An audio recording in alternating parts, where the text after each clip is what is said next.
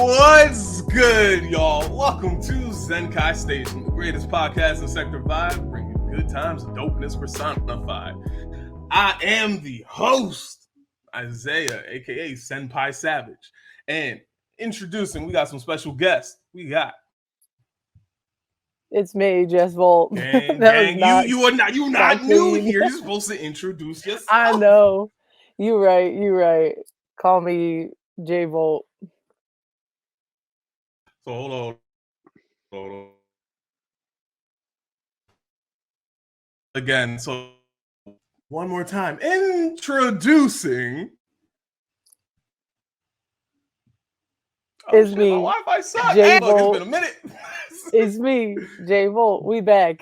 We're here. We're ready to the talk Amazon about Master Station Pokemon. ID. Amazon Thank Jesse you. Volt. It's me. Word. Yes, of course.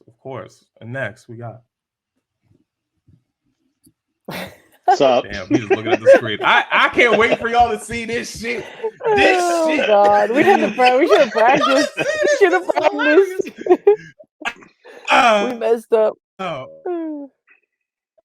Names. One more. We're gonna stretch it out. It's been a minute. It has been a couple weeks. All right, look, ladies and gentlemen, look. I understand. It's been a couple weeks. Everything's been happening. A lot has been happening to us and with us and for us. So, one more time for the get one. All right, for a good one. We have. Oh, man, still looking at his screen. The God of Destruction. We have Daniel. Oh my God, that wasn't any better, Dan. Bro. Same vibe every time. I'm so happy this is unedited. It don't matter. This shit just gonna be it. At least he's consistent. Nah, man. But you know how we always like to do. I know it's been a while, so you know, shout out to everyone out there listening and sticking with us. Much love for sure. So as we always kick things off, let's do it right. Let's do it with a vibe check. So how have y'all been? What's new? What's popping? What's happening? It's been crazy, man. We've been getting ready to move and packing up all our stuff, and it's just been go, but in a good way, you know. We're feeling good. It's a good vibe, but a lot. All right, so yeah, y'all gonna be in the DMV area now, right? Yeah, yep. North of Baltimore, south of Harrisburg, right on the Maryland line. So basically middle of nowhere, but that'll be good. It's good. It's nice. Fair. You guys are gonna pretty much like what, build like your own sort of bunker out there? What's it gonna be like? You know, out there in a better place for real. We're moving from small little humble apartment to a house. Yeah. Well, not our house, but still space and like outdoors and a kitchen table instead of our couch. You got room to stretch. Yeah, it'll be all good. It'll be nice. True. I feel it's pretty out there. It's just slow. It's slower, you know. I got you. I mean, a slower pace right now might be good for real, just because things are still pandemicing. Monkeypox is real. So staying inside and keeping it to yourself ain't so bad. So bad at all. But I do promise, like I said, pretty much every summer I'll be down there for at least a week. I got y'all, most definitely. Oh, yeah. Because it's gonna be so dope. One, to just literally kick it with y'all on some old Muay Thai stuff, but also experience DMV, because I don't go down there as often as I probably should. It's literally down the road. Mm-hmm. And 3, Otakon. Like, why not geek out with the homies? Yeah. Heck yeah. Make it do. And that's for me on my end. Your boy just turned 30. You know what I mean? On August 25th, 30. So I don't care if I date this podcast. Just know I am now 30. I'm a grown-ass man. What's up now? Got a 3 in front of my age. 30. But besides turning 30, I'm not sure if I told or the podcast at the time knew. Also got a new job. So your boy is fully employed. Doing good. Hallelujah. And as well, most recently, the last birthday gift into entering my 30s, I bought a PS5. Oh, boy, I must say, I just set it up. I didn't even get to play. Oh, bro, I'm happy. It's going. My soul felt so good having it. I was like, oh. How did you end up getting it? So I ended up getting the PlayStation 5 from PlayStation Direct, actually. So months ago, I had actually signed up for it. Didn't get it a couple times where like they send out a emails like, hey, you have been invited to pretty much, get a PlayStation 5.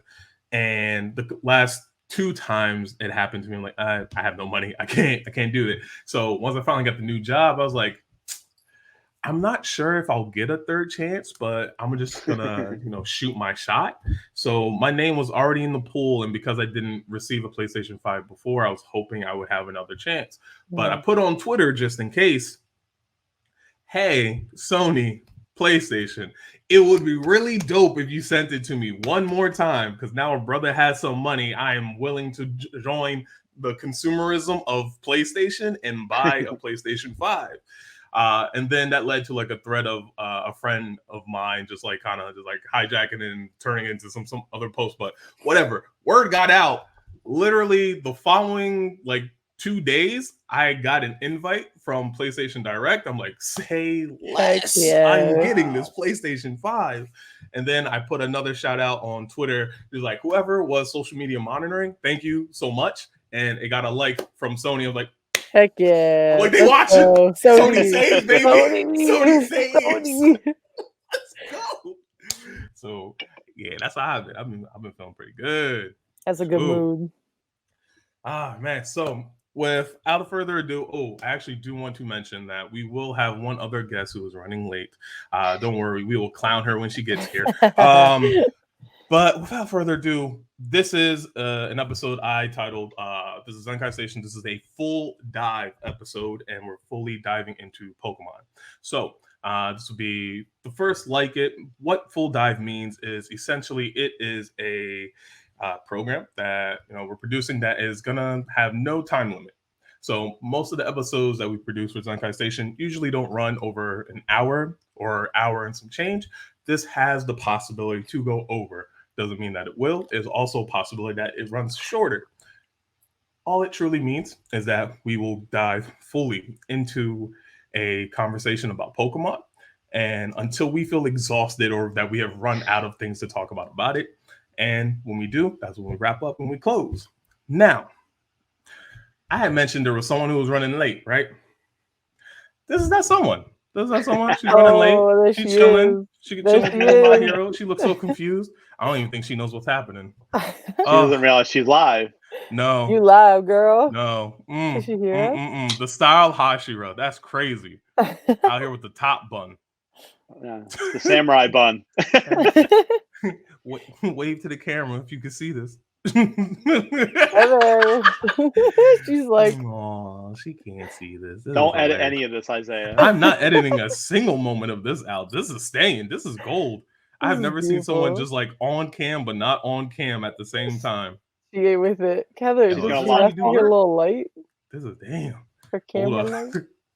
Heather. Heather. Text her in the chat. I'm in the group chat. She left. I told you. Oh, gosh. Anyway, we'll bother the style Hashira later. Let's get started with the actual conversation we came here to talk about, and that is Pokemon. So, Pokemon, I guess first and foremost, where did we all start with that? Like, what was your first introduction to Pokemania? How did that go?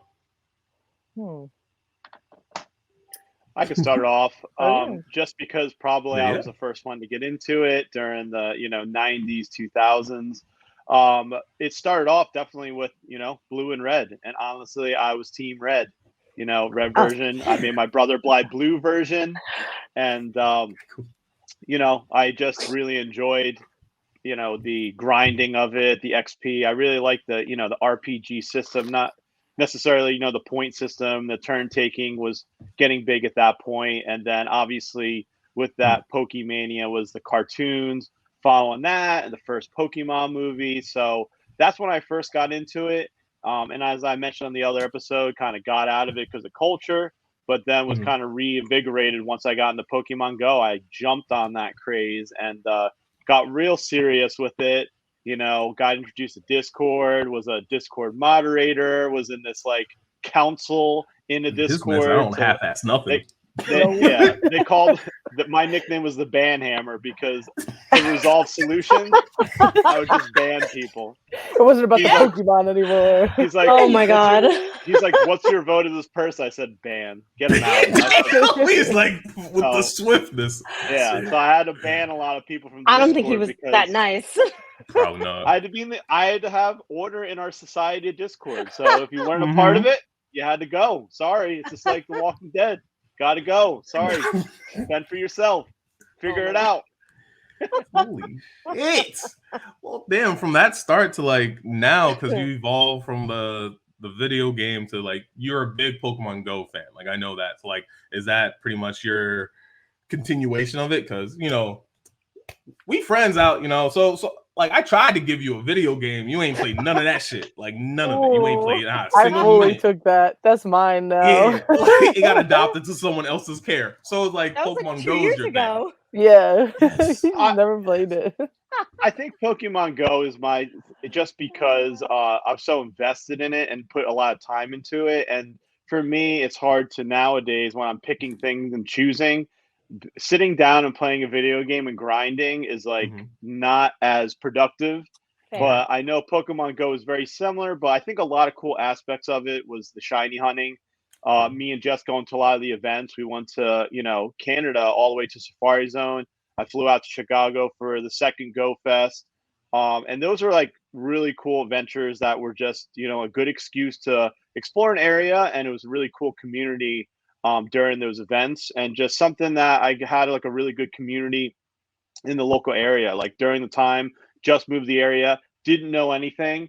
When I started playing that game, I knew where every little landmark was and really knew and learned about the town, and just like met a lot of cool people that I hung out with a lot during the time. So I think actually the social aspect is what really kept me compared to sticking with the games in which, it's only me. Yeah, I could play with others and kind of raid, but Pokemon Go requires you to like meet up with people and socialize with people and do like raids. So that was an aspect I really enjoyed about it, just because of being in a new area. It was a really good excuse to, meet a variety of people. Some people on one end of the spectrum that I might not want to see as much, and on the other, ban hammer. Ban hammer. Here. On the other aspects, just some of them were some of my closest friends, and we literally go out. We would drive out at like 11 p.m. to like 2 p.m. just taking all the gyms in towns. So we would do that. I mean, we weren't the Didn't most. You get a job from Pokemon too? Yeah, you did. Banhammer. Yeah, Banhammer. No, like your an desk actual job, like your desk job. Didn't you get that from someone you played Go with? Yeah, he met a guy. Yes, I did. Hey, look at the community building. Okay. That is very true. Yes, I did get my desk job. I got at part of our Discord. I was at a raid, and then he's like, you still like teaching? I said, yeah, I do, but I need to change careers. I'm 5 years in. I can't see the growth. He's like, I'm just looking for a desk job, 8 to 5. He's like, well, I can hook you up. Here you go. I'll reference you. Here's a link. And got it from a raid. I mean, didn't tell my coworkers. I said that he was my neighbor, but I didn't really say like, oh yeah, we were at a raid. And he's like, yeah, dude, you can get a job, and it worked out. So yes, that's very true. I mean, I got my job through Pokemon Go raid. We were doing a raid. Yep. Yo, exactly. That's a network event. Yep. And another awesome aspect I think I really enjoyed is raid trains is, that was one of the biggest things when my friend's like, we're going to do a raid train. I'm like, what is that? He's like, we're going to hit 30 raids in 3 hours. And I said, I am down. And he drew out a map, and we would time it, and we would know exactly when to leave, and we'd be driving and catching. And those were always so much the fun, just because, we would just, intensely try to get as many raids as we could in a 3 hour time span and map out and make sure our cars were pointing certain directions, seeing which ones we could skip and keep going through. But yeah, we sat there and strategized it, and it is an event. Everyone's just like, we can't keep up. I'm like, too bad. You know what I mean? Left behind. Keep going. The train keeps going here. Shit, I feel that. I went on one. Oh, that's right. You did. One raid train with y'all. Oh God, it's a thing. My God, that was an experience. Holy shit! One and done. Because I was happy because it was Suicune. So like Suicune is one of my favorite Pokemon of all time. Period. And luckily, just before my phone died, I caught the shiny. I was like, well, I'm good. There's nothing left for me to do today. And I know there's still many more happening. I'm good. But like we went maybe, I think I got over to your house like a little bit later. So it might have been like 1 p.m. But like we went to like 6. I was like, yo, y'all still want to raid? Yeah, we would go get dinner? all like, 3 hours. No, it was like no distractions, no interruptions. Nope. If anything, it was like, all right, we're going by Wawa for these like next 4. Like, I'm gonna drop you off. You run to Wawa, get the snacks, run back to the car, like go, go, go. But yeah, it was fun. I mean, we would just spend hours driving around the town, like a train of cars, literally just it was bad for traffic for sure. The first raid, it was always the first raid. We try to get in a big public place because there'd be like 30 cars, and then I would go on the end of the exit so I could get out of that little thing and just zoom away. Like I'm not getting caught up in that traffic. We were creating traffic pretty much. It just felt like a Fast and Furious moment. Like the family's together. Yeah. Go get in the lobby. Get in the lobby. It's like 10, 9, 8. You're like counting down. Everybody's trying to get in. Oh my god! Oh my god! There's no space. Like, or I'm out of raid passes, or have no Pokeballs. It was just that was a time. Yeah, anxiety was high. Jeez. You had to be on. But it was a great time. It was a fucking phenomenal time. And that was when I really looked. I'm like, yo, Dan really got the biggest calves I've ever seen. Crazy. Crazy. All that ass kicking. Both in Pokemon and real life. But all right. I want to continue asking, like how everyone got their start. But I'm gonna start with the the person that came in late. The person that was rushing, chilling with the top knot. All right, the style Hashira herself was good, Heather. How did you get into Pokemon, and how has that evolved over time for you? I mean, I started with Red and Blue too. I had Red, and I think my maybe 8th grade boyfriend at the time was like, "Oh yeah, you gotta try this." So, I started playing Red. I loved it. And by the way, the TV show, love the TV show. Yeah. We watched that before school every day. And I mean, I kind of blew through the video game because it was just so much fun. And I don't know if they're just easier when you're a kid or I don't know, or maybe your timing is just better. But I beat that thing and I can't even tell you how quickly. Okay. And I don't know. That's the way it started. I mean, I haven't really gotten into Pokemon Go. I played it a little bit. I would go on these spurts and get really into it, but I never got to the point where they were doing all that shiny stuff. I don't even know what that is, but yeah, that's the time. The shiny hunting. You know what? I would I commend y'all for shiny hunting. I don't. I'm sorry. I'm not. That's too many damn hours. Too many hours. I'm sorry. Colors, I got right? Yeah, just for a different colorway. Oh, okay. They sparkle. They do sparkle. I mean, nice. That's kind of right up my alley, but I ain't go from when you do toss out a Pokemon and it sparkles. It's like, damn, that exactly. It feels good. That's the drug addict. You're like, it's shiny. It could be something you have 20 of. You're still gonna scream that it's shiny. Get excited. I mean, probably get excited about that. I played Leaf Green. I actually don't think I ever beat Leaf Green. And then I can never remember if I have Sword or Shield. So whichever one you gave Dan, I have the other one. You have Sword. You have Sword then. That's how I know which one I have. Yep, you have Sword. Okay, well, I have Sword. And I was playing Pokemon Unite for a while, the free one that you can play online with people. And that was actually really fun, but it got kind of stressful. When you're just trying to play and people are fucking up and they're not doing what they're supposed to do. There's only 4 different roles, or maybe not 4, but you either go the top, the bottom, maybe you're a jungler, in the middle person, but it's not that hard. Just do your job. But so I kind of gave that up. So I never played Unite, right? I always wanted to. I was like, yo, I'm gonna download it, I'm gonna play it with y'all. Yeah. Right, it's free, right? I just never got around to it, but what I see of it, I do enjoy. It looks a lot of fun, especially since it's a free game. And as well, it is competitive. So is it the competitive aspect kind of took you out because you're like, yo, my whole team fucking up. I can't do this. This is why I don't do team sports. I mean, you play with strangers, or you get people and you can play together. Jess and I played a couple times, but those people got like super like competitive, and like I don't have like that much time to devote to playing to it. So yeah, like you kind of do get left behind if you don't keep playing. It is fun though. That's like Pokemon I League miss of it a little Legends. bit. Yeah. Like it's a good change of pace from like the original, just regular video game. Yeah, because like when I get sucked into video game, like it's like hours, and then I'm like, oh, I guess I have other responsibilities. And then this one, you can play like a couple like games, and then you can turn it off, and it's fine to leave. When you play the game, it's like, oh my god, like I got to get this thing, and I got to keep going. And then whenever I come back to the game, like I haven't beat Sword yet, but like I always forget what I'm doing, and then I have to like walk around for a while and figure it out, and like, oh wait, that's what I was doing. Fair enough. Shoot. All right, Amazon, how about you? What was your start like for Pokemon, and how has that evolved over time?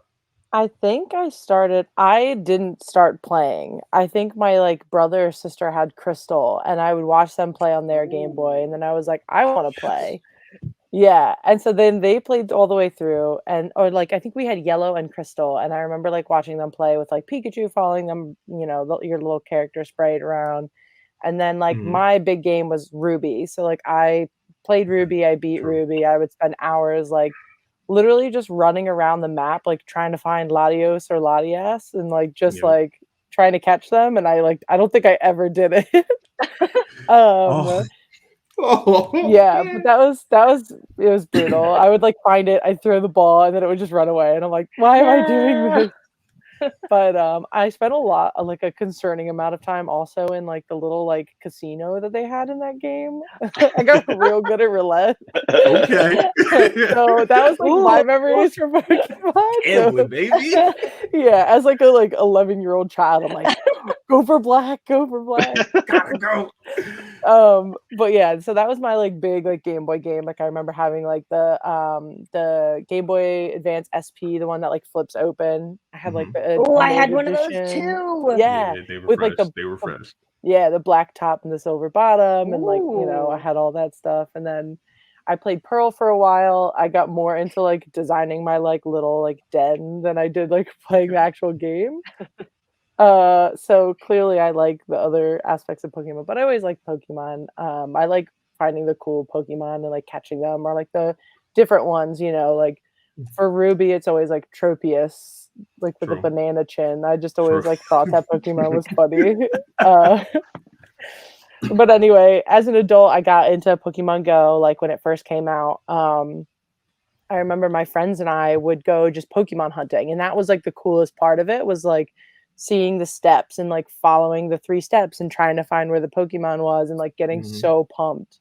I remember like driving around our town at like 2 a.m. when there was nobody on the road, and we like were trying to find a Squirtle, and like somebody like slammed on the brakes, and we like reversed in the middle of like a 4-way intersection on Main Street, and we're like trying to find the Squirtle. We're like, it's not over here. Yeah. We did actually find it. Actually, maybe it was a Wartortle. I don't know. It was very exciting though. And that was back in 2016. And then I didn't play for a while. And then when Dan and I started dating, then I got back into it. He got me into it. And we would go on the raid trains. We would go do like all the community day stuff. And then we took like a 3-day trip up to Montreal to do like the Safari Zone, which was really cool. Yeah. And I think like what we found is like we like to shiny hunt, and that was like the whole thing for me, is like I just like to get the Pokemon. I don't care about the other things. So we would just do like the bigger events like as kind of time went on, and then just to get like shinies and legendaries and stuff like that. And then I obviously was playing Shield that you gave Dan, because Dan never played it, and I was like, I'm playing Pokemon, dang it. Like it's in good use. It's in good hands. Yeah. So that was fun. I beat that, and then just trained Pokemon. And for me, it was about like making them love me. Friendship. Power of friendship. I was just real jazzed that you could like play with them. I was like, damn, look, you can play with them. They'll chase the ball. So I like that part of Pokemon, is like I always felt like I had a connection to my Pokemon. Like always Blaziken is always my leader, and just good memes. So. Oh man, all right, that leads me into like another question. I'm gonna get there. I'm just gonna explain like pretty much my start. So pretty much unlike everyone, everyone usually chose red. I chose blue. So Pokemon Blue was my original. And my boy Blastoise with the like how can you not choose the Pokemon with cannons on its back? I just don't understand. Start with cannons? Yeah. But he's not a dragon. He's a little turtle. He starts as a turtle. Blowing up the sky. I know, but Squirtle's so cool, honestly, though. But like, who doesn't want a dragon? Yeah, I mean, there's other dragons, but like, I felt like the cannons outweighed the effects of a dragon. I was like, it's fine. I'm going blue, baby. Like, let's roll with it. Actually, hilarious part was when I. So in school, people can be mean. I was wearing all blue one day just cause. Oh no! And someone dead ass called me Blastoise. I'm like, well, that's not bad. This would hurt my feelings, but I like Blastoise, so I'm gonna take this and I'm just gonna roll with it. I know a big back. I just ain't got no blasters. It's fine. It's fine. Me, my turtle pea head ass. So started with Pokemon Blue. And then from there, when like, Silver and Gold came out, I always went Silver. Silver's my favorite color. I liked Lugia more than Ho-Oh. That's just, was what it was. And then when Crystal came out, that kind of like revamped everything for me. I was like, wait, hold on. So there's like a third part to the usual 2-part counterparts.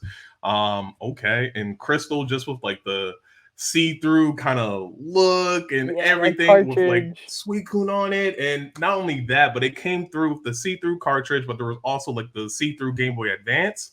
I was like, bro, I gotta match this up. Yeah, I had to be a good kid to get that. So I was a very good kid for a while to get that matching pair.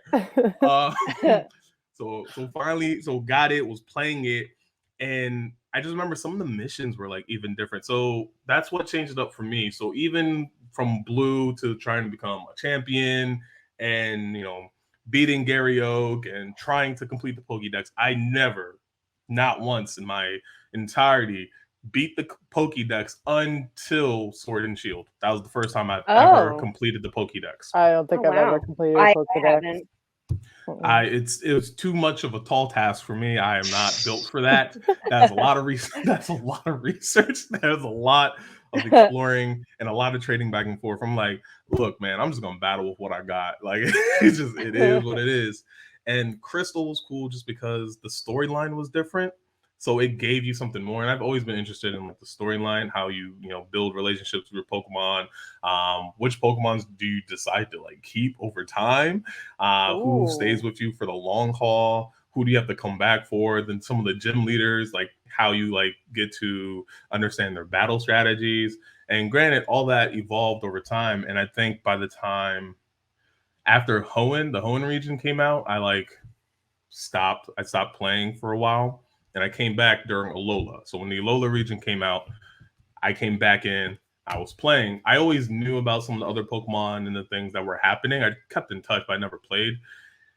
So that came back. And the main reason I came back was because I saw the legendary for Pokemon Sun. And that is Solgaleo.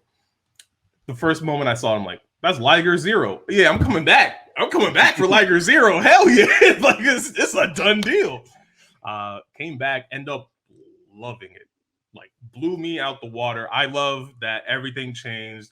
That the starters, they evolve into like these different types. It's not just a simple firefighting type. It's now Fire Dark. There's Water Fairy. There's Grass Ghost. So like, yo, this is a move. And everything was taking on like a different sort of feel. It's not just gym leaders or high level trainers. You have to fight some of these Pokemon in order to like advance to the next stage. You're like, yo, okay, let's do that. And some of these Pokemon get power ups from other Pokemon. I'm like, I'm back. I'm back, baby. And yeah, that's awesome. And that just evolved even further with just since I was back in it and a lot of my friends were still playing, like just being able to connect with them again on like something that like we literally grew up with and just having fun that way. And I think I went from being like a battle oriented person. And I think at times I still am like, I just want to like, I want to battle, want to like have fun doing these battles, but to like actually like you said, just the power of friendship is like so. I still remember I have so many like good power of friendship like moments, but I think it really hit in like Sword and Shield. But for me, the most special moment, and I still say it to this day, was with my Ursaring in Pokemon Silver. And I know I've said this is my favorite Pokemon like several times, but like Ursaring is most definitely my number one for the sole reason and sole reason only. In Pokemon Silver, all my Pokemon had fainted. It was just Ursaring and I. Even my starter was down for the count. I'm battling against the champion. The champion literally has 4 Pokemon left. I'm like, all right, I don't know how I'm gonna do this. We're gonna try because I ain't trying to go back and do this all over again. These Elite Four members were kind of tough for me at the time, so I was like, okay. So we're battling back. We're winning. We're getting dusted. I'm using full restores. We're coming back. We're fighting. We're swinging for the fences. My Ursaring loses the PP, so all the times it can use certain moves, and all it has left is struggle. And struggle, it does a lot of damage, but it has a big recoil. So I'm like, oh man, how am I going to do this? The gym leader still had like 2 Pokemon left, and I'm like, okay, we're going to see how this rolls. End up winning with 1 HP left. Oh, wow. And I was like, yo, I just had a movie moment. Ursaring, my boy. We did it, baby. That's an anime fucking moment right there. That's like it never is like, nah, Ursaring's my Pokemon. If I ever could choose like a starter Pokemon, it's Teddy Ursa. We ride it. We ride together. It's gonna be all the way from Teddy Ursa to Ursa Luna now because Pokemon Arceus, we here in my heart forever. But it's just like moments like that really like get me jazzed about the game, especially like showing those moments like that. Like another one was playing the Brilliant Diamond, and my Jirachi took like 4 shots that should have killed it. It was like, no, because it held on because it didn't want to make you sad. It held on because it wanted to prove it could battle well. It held. I'm like, hey man, don't make me cry.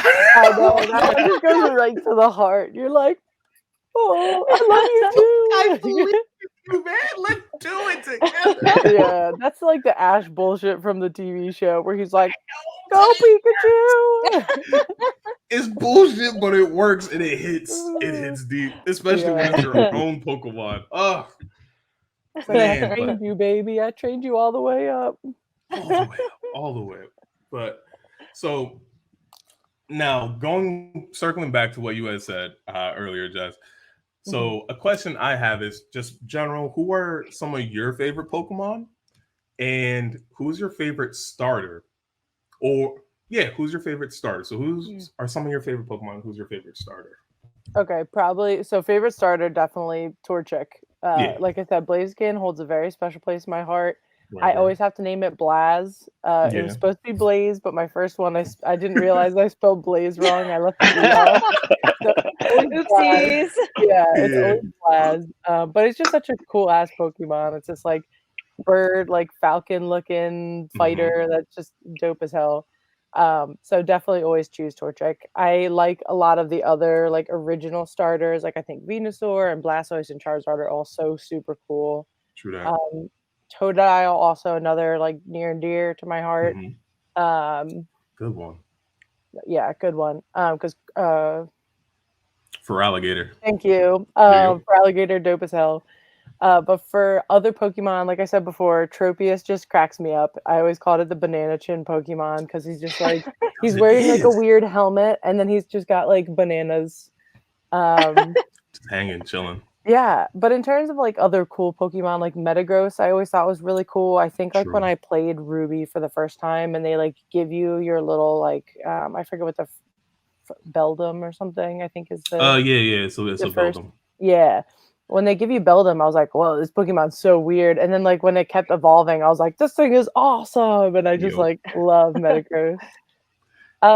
Yeah, I think for like Pokemon Go and stuff, some of the legendaries, like we use a lot of legendaries. So like Giratina is awesome. Okay. I like the like worm form. I think it's the origin form. Yeah, the origin form. Yeah, that one's so sick. And like the shiny version of Giratina is awesome. So it's like takes like a cool Pokemon and just puts them right up here, and you're like, Can't beat it. It's freaking awesome. True that. But yeah, I mean, those are some of my favorites. I could go on and on. I like a lot of different ones, but I like the weird ones for sure. I'm like, what is this? Well, like then, so if Torchic obviously evolving into Blast for Blaziken, right? If that's like your starter Pokemon for sure, then I guess who would be your? I had it. Now I lost it. No. So yeah, it's been a minute. No. So if Blaziken, right, is your starter, I guess would that make you a fire type trainer? Like, what if you were a gym leader? I think if I was gym leader, I'd do fire. I like a lot of the fire Pokemon. Like Arcanine is awesome. Charizard is awesome. I don't know. I've been like I've just said, I've been playing a lot of like Shield. So some of the like fire types in there are pretty interesting. But I always liked like I guess I can't lie and say I liked Flareon better than like Vaporeon or Jolteon, but like Vaporeon's pretty fucking fun. But it's still pretty dope. I think I like a lot more of the fire Pokemon than probably any of the other ones. The other option would be probably water because I like Staryu, Blastoise, Gyarados is awesome. True. Lapras is pretty cool. For me, it's like the original Pokemon. I'm more into like the original 150. Like I had like the books and everything. Me too. Yeah, I had like that, like gotta catch them all. Yeah. And then like of course like I think it's Hoenn region is the Ruby Gen one. 3? Yeah, so I like a lot of those Pokemon more than some of the newer ones, but yeah, those are probably like I'd probably be a fire or water trainer. Probably fire. Okay, dope. All right, what about you, Dan? What's poppin'? When I think about it now, actually, I think I had blue because of Blastoids as well. Because I was all about the cannons. And you were hating. Baby! I know, I was a hater, but I was like, wait a second. And now I remember. Like, oh, wait. Cannons, blow him out the sky. That's it. That's all you need. He's water. I mean, he's fire flying. Look, Blastoise can learn earth moves, right? Ground. I said earth like it was Avatar. Ground moves. He can learn water. Come on, man. Counter. It's counter perfectly. Now, starters, are you counting yellow starters as well? Yeah, I'm counting yellow. I'm counting Let's Go Eevee. And just in general, if you have a Pokemon that doesn't fall into the norm, what Pokemon would you want as your starter? I would say, when I was younger, it was definitely Pikachu. I was so pumped because of the show and yellow. He just followed me around. I never wanted to evolve him. Yeah, exactly. I was stuck. I was like, Pikachu is my starter. If I had to pick a non-Pikachu starter, it would probably be Squirtle because of Blastoids in that final form. You know what I mean? Hydro Cannon is such. My boy came through, baby. G-Max, no matter what. G-Max and then the Hydro Cannon, such a cool move. Yeah. And then, when it comes to outside of that, like legendaries, I always thought Mewtwo was the coolest because he technically did like a Kamehameha wave. His moves look like that. As you remember in Pokemon Stadium, which was such a great game for the 64, and then Pokemon Snap, it was enjoyable. Exactly. I love that one. But so stupid. I have a little fun fact real quick about the Kamehameha wave. So, a little fun fact about the Kamehameha wave. The legendary voice actor Sean Schemmel, who does Goku's voice in the English dub, also is Lucario in Pokemon. He does Lucario's voice, which also makes sense why he's the Aura Pokemon and does a Kamehameha wave for Aura Sphere. So yeah, just wanted to drop that little. That's kind of cool. When I saw it, I was like, it makes sense. Oh my god. Yeah. But I definitely enjoyed the first 150. You know what I mean? Or 151 or 2, depending on what you're going with. However, yeah, I learned more about it with Pokemon Go because I had stopped playing, but learned about a lot. Same thing, Giratina, Gengar, a lot of them just because you could do cool things. The battle aspect of Pokemon Go, like one task, my friend's like, hey, we're going to trio Mewtwo. I was like, is that possible? He's like, statistically it is, so let's try it. I said, okay. And we did it. Or duel, you know what I mean? So a lot of them became my favorite just because of doing a lot of raids and such, and just that aspect of what minimal amount of Pokemon I could do to defeat these high level raids. I'll watch like a group of like 20 people try to take down a raid, and then me and my friend will roll up, and it's 3 of us, and we take it down quicker than they do. And then drive away. How they do that? Just come in here just slamming. Hey man, the elite. Exactly. Don't worry about it. Yeah, it's a different level. Yeah. I'm level 40 something. What you at? Yeah. Yeah, that's what I thought. Oh, what about you, Heather? I mean, I'm gonna have to say I like the original 150. It's hard for me to stray away from the original 150. I started with Charmander, and even when I played Sword, I picked the Fire Bunny, whatever the bunny's name is. I couldn't tell you. Score Bunny. But oh, okay. So I unintentionally went with Fire. I mean, I like a lot of the other Fire Pokemon, like Ponyta and the dog Arcanine. Growler. Yeah, Growler. Like they're just fun, and I mean, even so, when I was playing Unite, I was forced to learn new characters, and I always picked the puffy one. It's like a big puff ball, Eldegoss or something. It's like this big puffy. I guess it's a leaf Pokemon.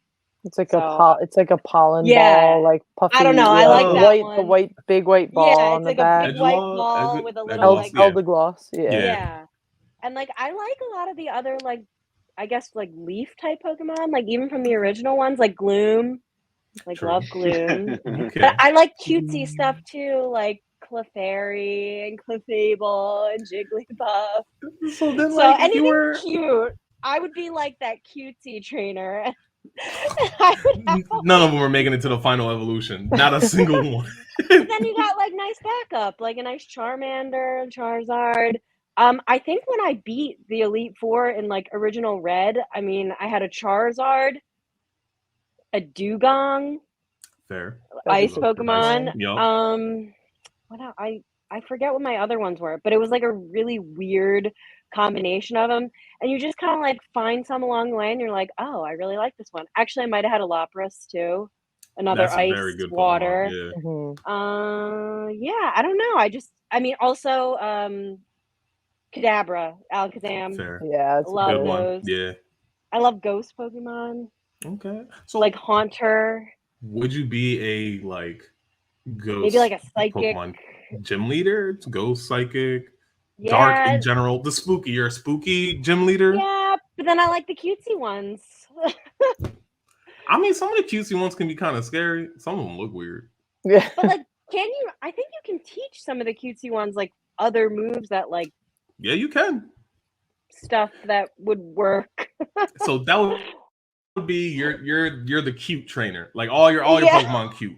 They go to Pokemon. Wait, so would you be a gym leader or a contestant, a Pokemon contest participant? I don't know. Maybe I can build a gym based on cute Pokemon that are strong. I mean, it's a thing in Sinnoh, the 5th or 6th gym leader. She is also a Pokemon pageant, I think winner. Oh yeah. Yeah. And her Pokemon, they look cool and yay. So I was like, well. But I also fall into that trap of not wanting to evolve Pokemon. I would get multiples so I could evolve them, but if I could keep an Abra little, I probably would, or Pikachu. I don't really want the Raichu. So. She's the Misty of a different kind, not non-water Misty. Non-water Misty. My side ponytail, Yeah, and your little overalls. My overalls. Unders or whatever. Fair enough. And I forgot to ask you, Dan, what would your gym leader type be? I was thinking it would probably be electric because I really like Zapdos. I really like Jolteon. I'm susceptible to everything, but I do enjoy a lot of the electric type Pokemon. Rooting back to Pikachu and such. Fair enough. Okay. Would y'all your gym leader teams be the same, same type anyway as if you were an Elite Four member, or would that also change? I think I would do a duality of fire, water, ice. I think it would be some sort of combo because I'd probably have some fire. I'd have a Dugong, Lapras, Cloyster type thing, and just try to I'd probably draw on basically just all the really cool ones. Okay. Yeah. Well, what about you, Heather and Dan? Would that then change your typing if now you're an Elite Four member? All right, let me change, or is it? I'm just gonna get better at this one type? I'd probably stick. Oh, go ahead. No, you're good. I would probably just find everything dual type because obviously it nulls out any weaknesses. So I'd be like, for alligator, I think is a dual type. I think Venusaur technically is because it has poison and leaf. Oh, so I just do all dual types to try to nullify any weaknesses as best as possible. Okay.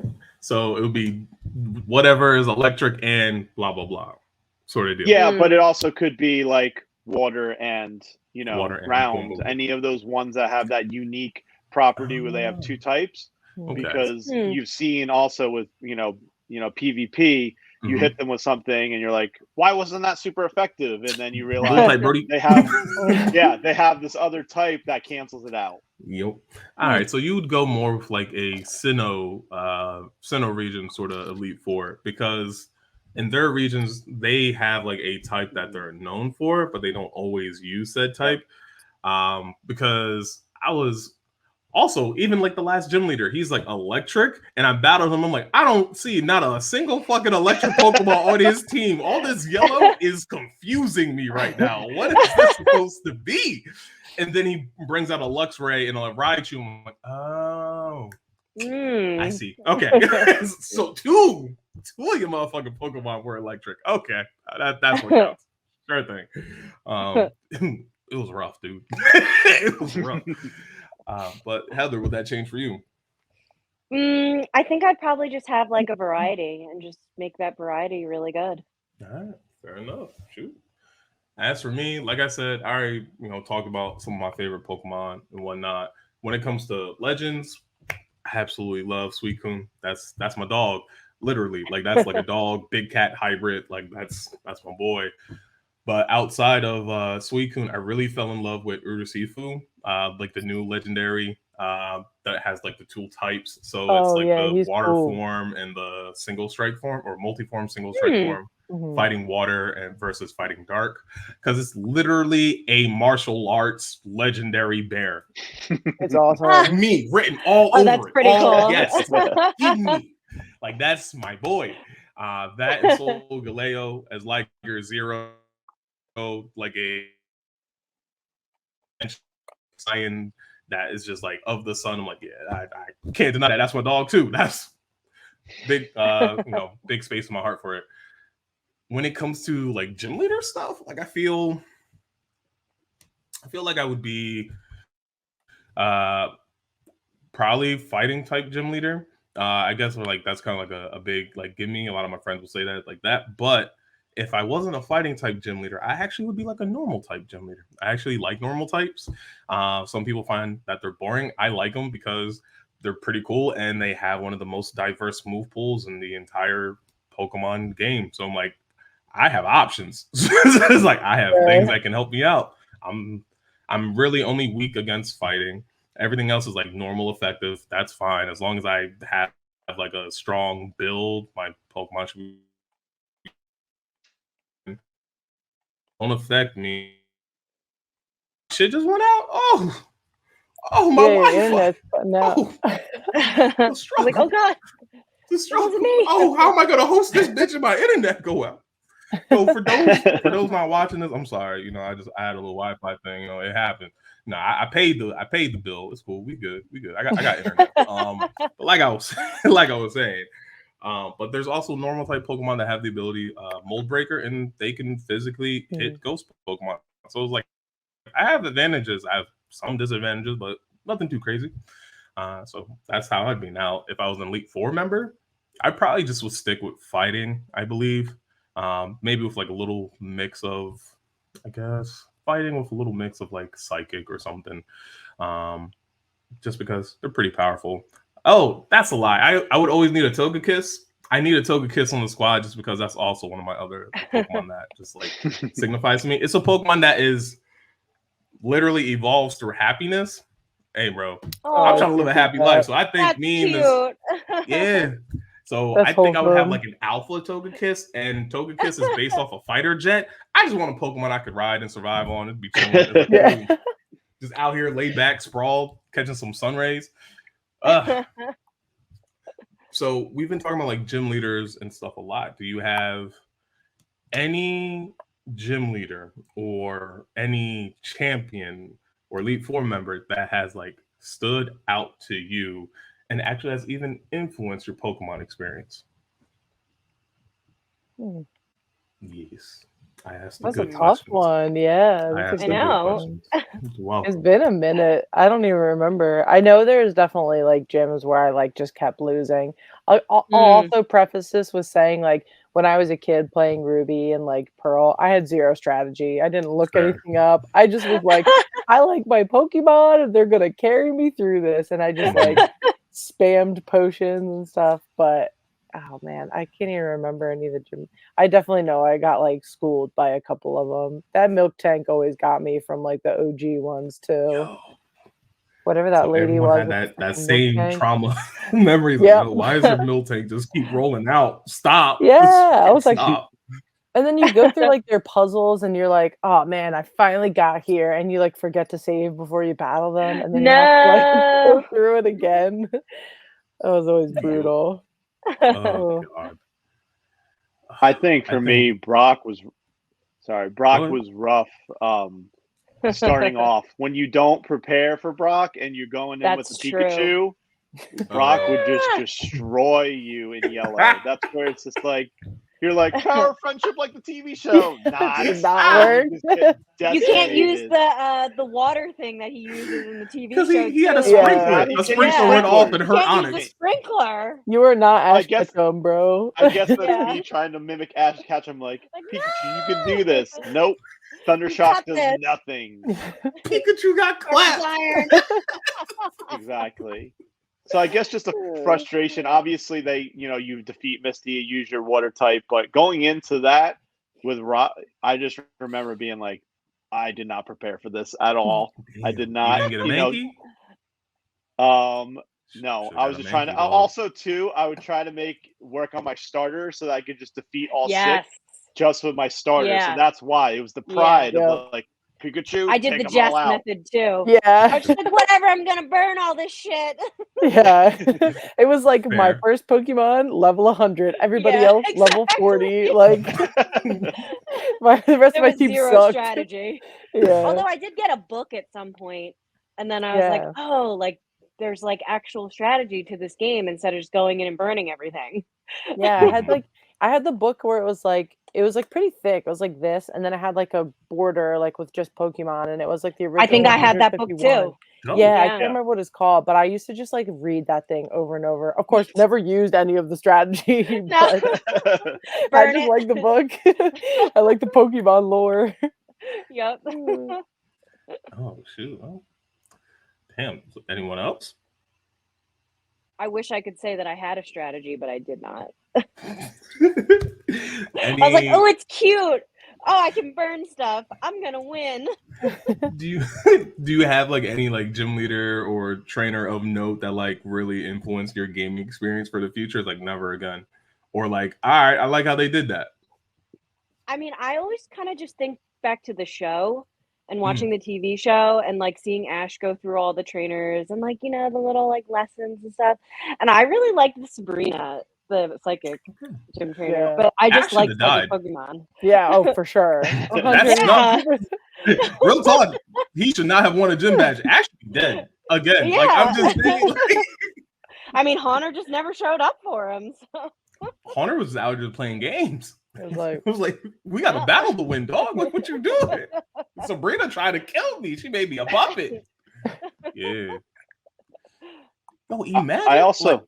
Sorry, I was stuck like Sabrina. I was like, imagine in real life, like you're going to just do a Pokemon battle. She's like, nah, you're gonna bet your life on this. You're gonna be like a plaything. Like, I'm gonna skip this gym. I'm skipping. I'm out. Yeah, I don't need that badge.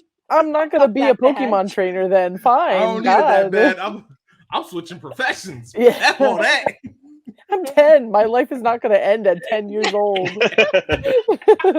Forget that. Yeah. My bad, Dan. You were saying. No, I was just saying too that Team Rocket. I mean, notorious. It was great with the TV show how they put a huge spotlight on the bad guy. Always enjoyed like that aspect of it. Always enjoyed battling Jesse and James. And also the Elite Four, I thought was a really cool concept that was extremely difficult, but just having like, these are the Elite Four. He's like, okay, what is this person going to have? And, you know, just that being tough and going through it and trying to get all through 4. But those are two cool aspects of it, especially with the Jesse and James aspect of, you know, with Meowth being pretty much the equivalent of Pikachu and them always having, you know, Arbok, Ekans, Coughing. And a Coughing was actually another one of my favorite Pokemon because of that. Yeah. So, and Weezing as well. Okay. All right. Shoot. For me, like I have several. The one that comes to mind, like just offhand, is Lance from the Elite Four, you know, in the original 151. He was the only trainer that had dragons. Like, you know how hard it was to fight dragons in that game? Like when it first came out, I was like, fuck, this is tough. I'm like, I don't think I have an ice move right now. Like I messed up. I just didn't have it. I don't have an ice Pokemon. I should have kept Lapras. But you didn't keep? Look, it was that. Look, don't. Why didn't you store them? I had no strategy either. It was bad, man. I was out here. I was just out here just keeping what I thought was cool. But it was so cute.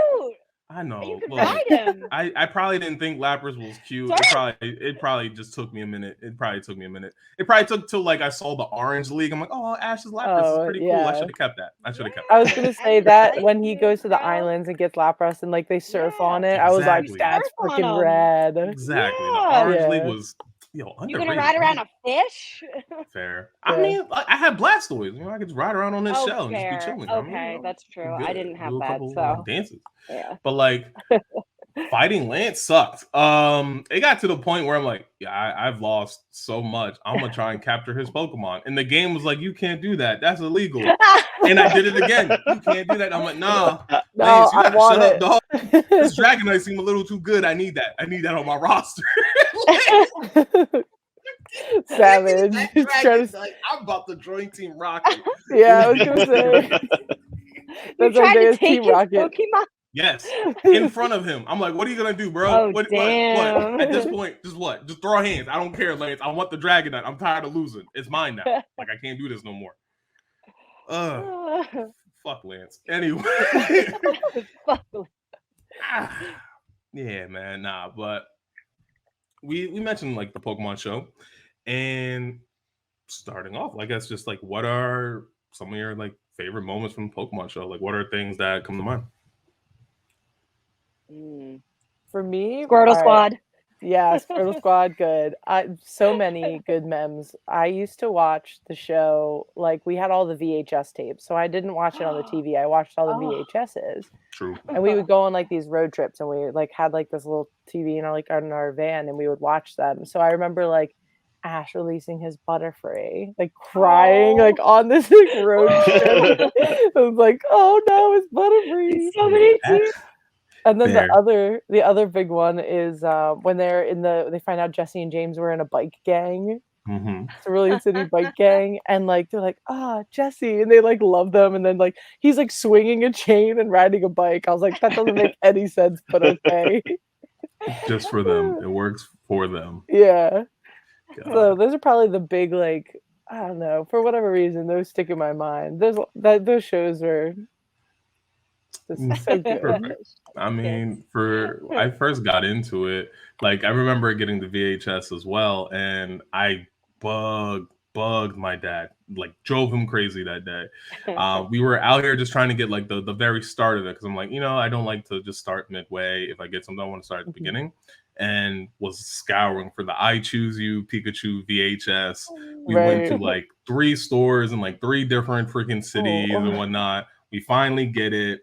He's like, oh, thank God, I'm not doing this anymore. I was like, fair. You have one VHS. You get one. you get one. I'm tired. Oh, I'm like, no. cool. So get it, pop it on, and just I had it on repeat, just like until Is the it only show one aired. Episode? Yeah, no, it had like I think 3 or 4 episodes per VHS. Oh, okay. Oh, but like really? I would just replay that VHS over and over again until like a new episode came out, and until my dad had patience again, and I can bug him to get the next one. So it was that just like over and over again. And To this day, yo, Ash might be in a coma. Yo, like realistically, like episode 1, it did not go well for Boy. It did. No. he might be in a coma, and I think everything else around him is just a dreamscape, just evolving at this point.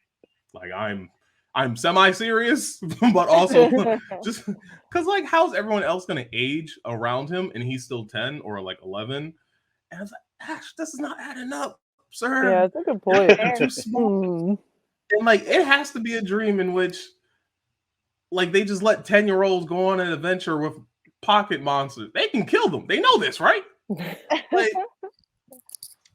I'll get back to that, but that's my experience. Like I like the TV show. I have older now that I'm older like critiques about it, but like it has leave it alone. It has been nothing but fun. I've actually gone back and started watching the show again, watching Pokemon Journeys, and like with Ash and company, pretty much he's doing like this Master Journey tournament, and I think currently in Japan where it's airing now, he is in the top 8. So it's literally him and the rest of pretty much every other he passed the Elite Four, so pretty much every other champion that we know of each region, it's him and them just trying to battle out who's number 1, because the number 1 rank that's kind of cool. Yeah, so the number 1 rank is Leon from Sword and Shield. He's numero uno, and then number 2 is Cynthia, and she's obviously trying to battle to become number 1. Everyone's trying to battle to become number 1, but it's just currently how they're ranked. Ash is ranked 8th in the entire world. I think it's Cat, but he's ranked 8th in the entire world. Not bad. I'll digress on that for now. I'm gonna bring that shit up later because in the Alola region, or even if they count the Orange League, I lied. I wanted to save it for later. I can't. Like, did anyone see the Orange League? Yeah. Yeah. All right. Bet you did not. It's been a while. It's been a while, but I've seen it. So, do you remember the champion of like the Orange League that had the Dragonite, right? Kind of. Okay. Keep talking. He had a Dragonite, and it was like around his neck, kind of like a chain was, right? Kind of like this, and like instead of where my cross would be, it would be a Pokeball. That was his final Pokemon, and that Dragonite was a cheat because in the game, there's how things did not add up right. Because in the game, you get 4 moves. You can switch between those 4 moves. That's cool. In the show, that motherfucker had 12. He was using move after move after move. I remember that, but that's... I'm like, hold up. Yeah, that's not right. How do you go from friggin' Dragon Outrage to Dragon Breath to Thunderbolt to Rock Smash to Fly to Hurricane to Fire Blast? I'm like, how many moves does he have? He's cheating. Sir, and he shouldn't even be able to know those. Exactly, he shouldn't even be able to know those. Exactly. Like he gets 4 moves. He's only supposed to get 4 moves. He said, I got 12. I'm the champion of the Orange League. I'm like, well, okay. But somehow Ash wins. And I'm like, does that make him a champion though? Like, was Ash technically a champion before he actually was a champion? Well, technically he beat all the Orange League people though, right? Yeah, exactly. Technically he was. That counts. Like, I would count it, I think. And the only reason I say that is because it brings up the question of Gary Oak's other badges. And my reasoning, right? Because he didn't have the same badges that Ash did. He had some of them, but not all of them. Or I think he had all of them, and then he had extra. So my guessing is that there might be a minor league. There might be a minor league of trainers and champions. And I think maybe the Orange League might be one of them. And I don't think Gary went and got them, but like, in the video games, there's like other gyms you can go to. If you win, you get a Pokemon. Like I know there's a fighting type gym. You go to it. If you beat the master of said dojo, he offers you like, hey, do you want to Hitmonlee or Hitmonchan? And then I think later on it evolved to Hitmonlee, Hitmonchan, Hitmontop. But and there's another one next to it where it's Ghost, where it's like, hey, do you want this? I think Haunter or Ghastly, or this like other Pokemon. I forget. At the time, it might have been, or it might have just been he gave you a Ghastly because I think that was the only ghost Pokemon at the time. Because it was boom, boom, boom. I think it's a Haunter. I think it is a Haunter. But like, I the feel show, like that wouldn't the show be... pushes on the Haunter too. Yeah, so it might be a Ghastly or a Haunter. So, but they offer you that, but they don't have badges that technically correlate to you getting to, the Elite Four, to the actual like Indigo Plateau. So part of me is like, damn, all right. So Ash did win that one fairly in the Orange League. I have to give him that. He won that one fairly. He should have been recognized as a champion then, because he gets clapped in some of these other tournaments, and he gets cheated in some of the other ones. Now, before I get to like I got cheated, I will say this: did anyone here watch the Alola region one? All right, that's fine. That's fine. That's fine. But what I have to say is, I do not believe Ash should be champion of the Alola region, only because do y'all actually think a fully evolved Rowlet that's a Decidueye, right? It's the Pokemon that looks like the green arrow shooting bow and arrows versus the little owl Pokemon. Do you think the fully evolved one will lose to a Rowlet with an Everstone? Are you talking about Hoot Hoot? No. There's like a little. There's a little like owl, like is it a starter or something? It's a starter, yeah. Yeah, it's like a little like owl Pokemon. Okay. And the evolved form is Decidueye, and it literally looks like an archer. It looks like I say Green Arrow. That's what I named mine. I named mine Green Arrow, so that's why I always say that. That's funny. And then it's just the original form is just like a brown, a tan, white, and green bow tie having owl. Oh, it's cute. It's cute. Yeah, it's a cute little guy. It's cute. Ain't no way it should beat a freaking archer. Like what? No. Well, like what moves does it have? Maybe they just didn't want to evolve it. That's a good point. I was gonna say that. Maybe he's like level 100 and Ash. Leave me alone. You have to remember the cutesy ones. We're keeping them little. You have to remember that Ash is like the Rocky of Pokemon. He just is durable, and then it works out for him. He's durable and gritty. Maybe there was a doesn't have strategy. Malfunction. Exactly, that's what I mean. It becomes power of friendship. It becomes these circumstances that help him in his favor, and Gary Oak's like the prodigy in a way. Look, I gotta say that may be true. But some of this is too much bullshit for Ash. I'm just saying. You mad, bro? Yes, I'm mad. And he did not deserve that W. That Rowlet did not deserve to win. And actually, I hate to say it, but his Torracat that didn't evolve into Incineroar did not deserve to win. I saw it get his... So there's a move called Throat Chop. It couldn't talk. It was writhing in pain. I'm like, oh, that's it. That's it. He killed your Pokemon. This is fainted. That's it. Call it. Chuck it up. It's done. And then it proceeds to get like tossed around the ring. I'm like, its HP should hit 1 and 0 right after this hit. Oh, somehow it's still up. Bullshit. That's how I know. That's a little aggressive for a TV show. It's just like writhing in pain, getting thrown around the. Incineroar was no joke. Incineroar whooped its ass. Yeah. Hit it like, cross chop to the neck. Seismic tossed it. Ooh. Then it bulked up, and then Seismic tossed it again. And then hit it with a Z move, the Infernal Moonsault. I was like, well, this Pokemon should be dead. It's pretty intense. Yeah. Done deal, sir. But nope, Ash pull through. Yeah. See? Like, Rocky Pokemon. But he always does. I mean, think about the episode with the Charmeleon, where the Charmeleon's like, fuck you, I'm not listening to you. And then at the end of the day, he's like, well, I guess I'm going to help you out. Like crazy. They should have been there when I think he was, what region was it?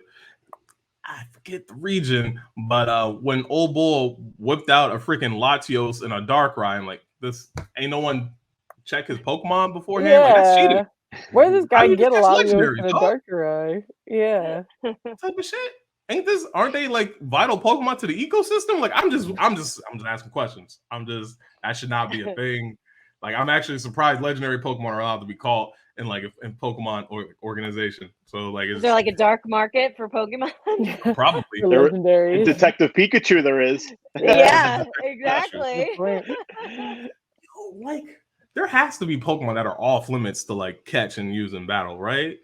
Like, let's think about it. There's, for instance, we can start with the Hoenn region. We know Groudon and Kyogre. Yeah. Clearly gonna capture a Pokemon that is the embodiment of the entire like landmass and one of the entire sea, bro. How's that not illegal? You can't use none of them motherfuckers in battle. What? You're gonna get hit with the entire power of the earth and ocean? I'm cool. Yeah, but also too the skill to take to catch one of them. You know what I mean? I think if like you have, I feel like you shouldn't be able to. But how could you catch? You know, it's so hard to catch them in general. Like unless you're have a master ball or something. Like the level that you have to be to get them weak enough and then catch them. You must be. I think you deserve the right to use them if you can actually. On top of that, to be able to tame them. You know, like. Usually, sometimes you get them, and like you see in the show, they're like, "Yep, screw you, I'm going back in the like Pokeball." bye. Yeah, you can't even like they're too feral sometimes. So to be able to actually train it and catch it and get it to some weak level with not legendary Pokemon, I think you have the right to use it in battle. But also too, it should go more rogue.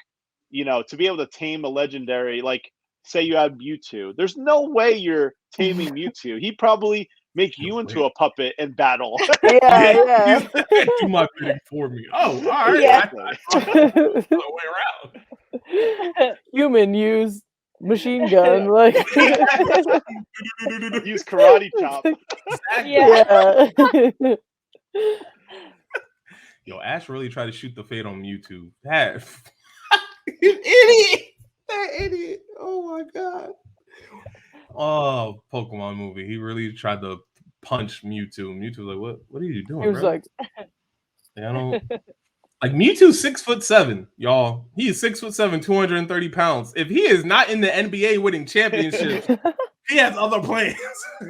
Like, I don't want no smoke, man. No smoke. As a cat god. He is Lord Beerus' cousin. I'm chilling. Yeah.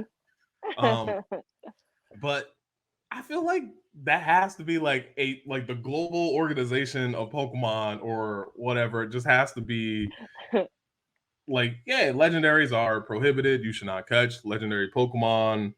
They are way too important to the balance of nature as we know it.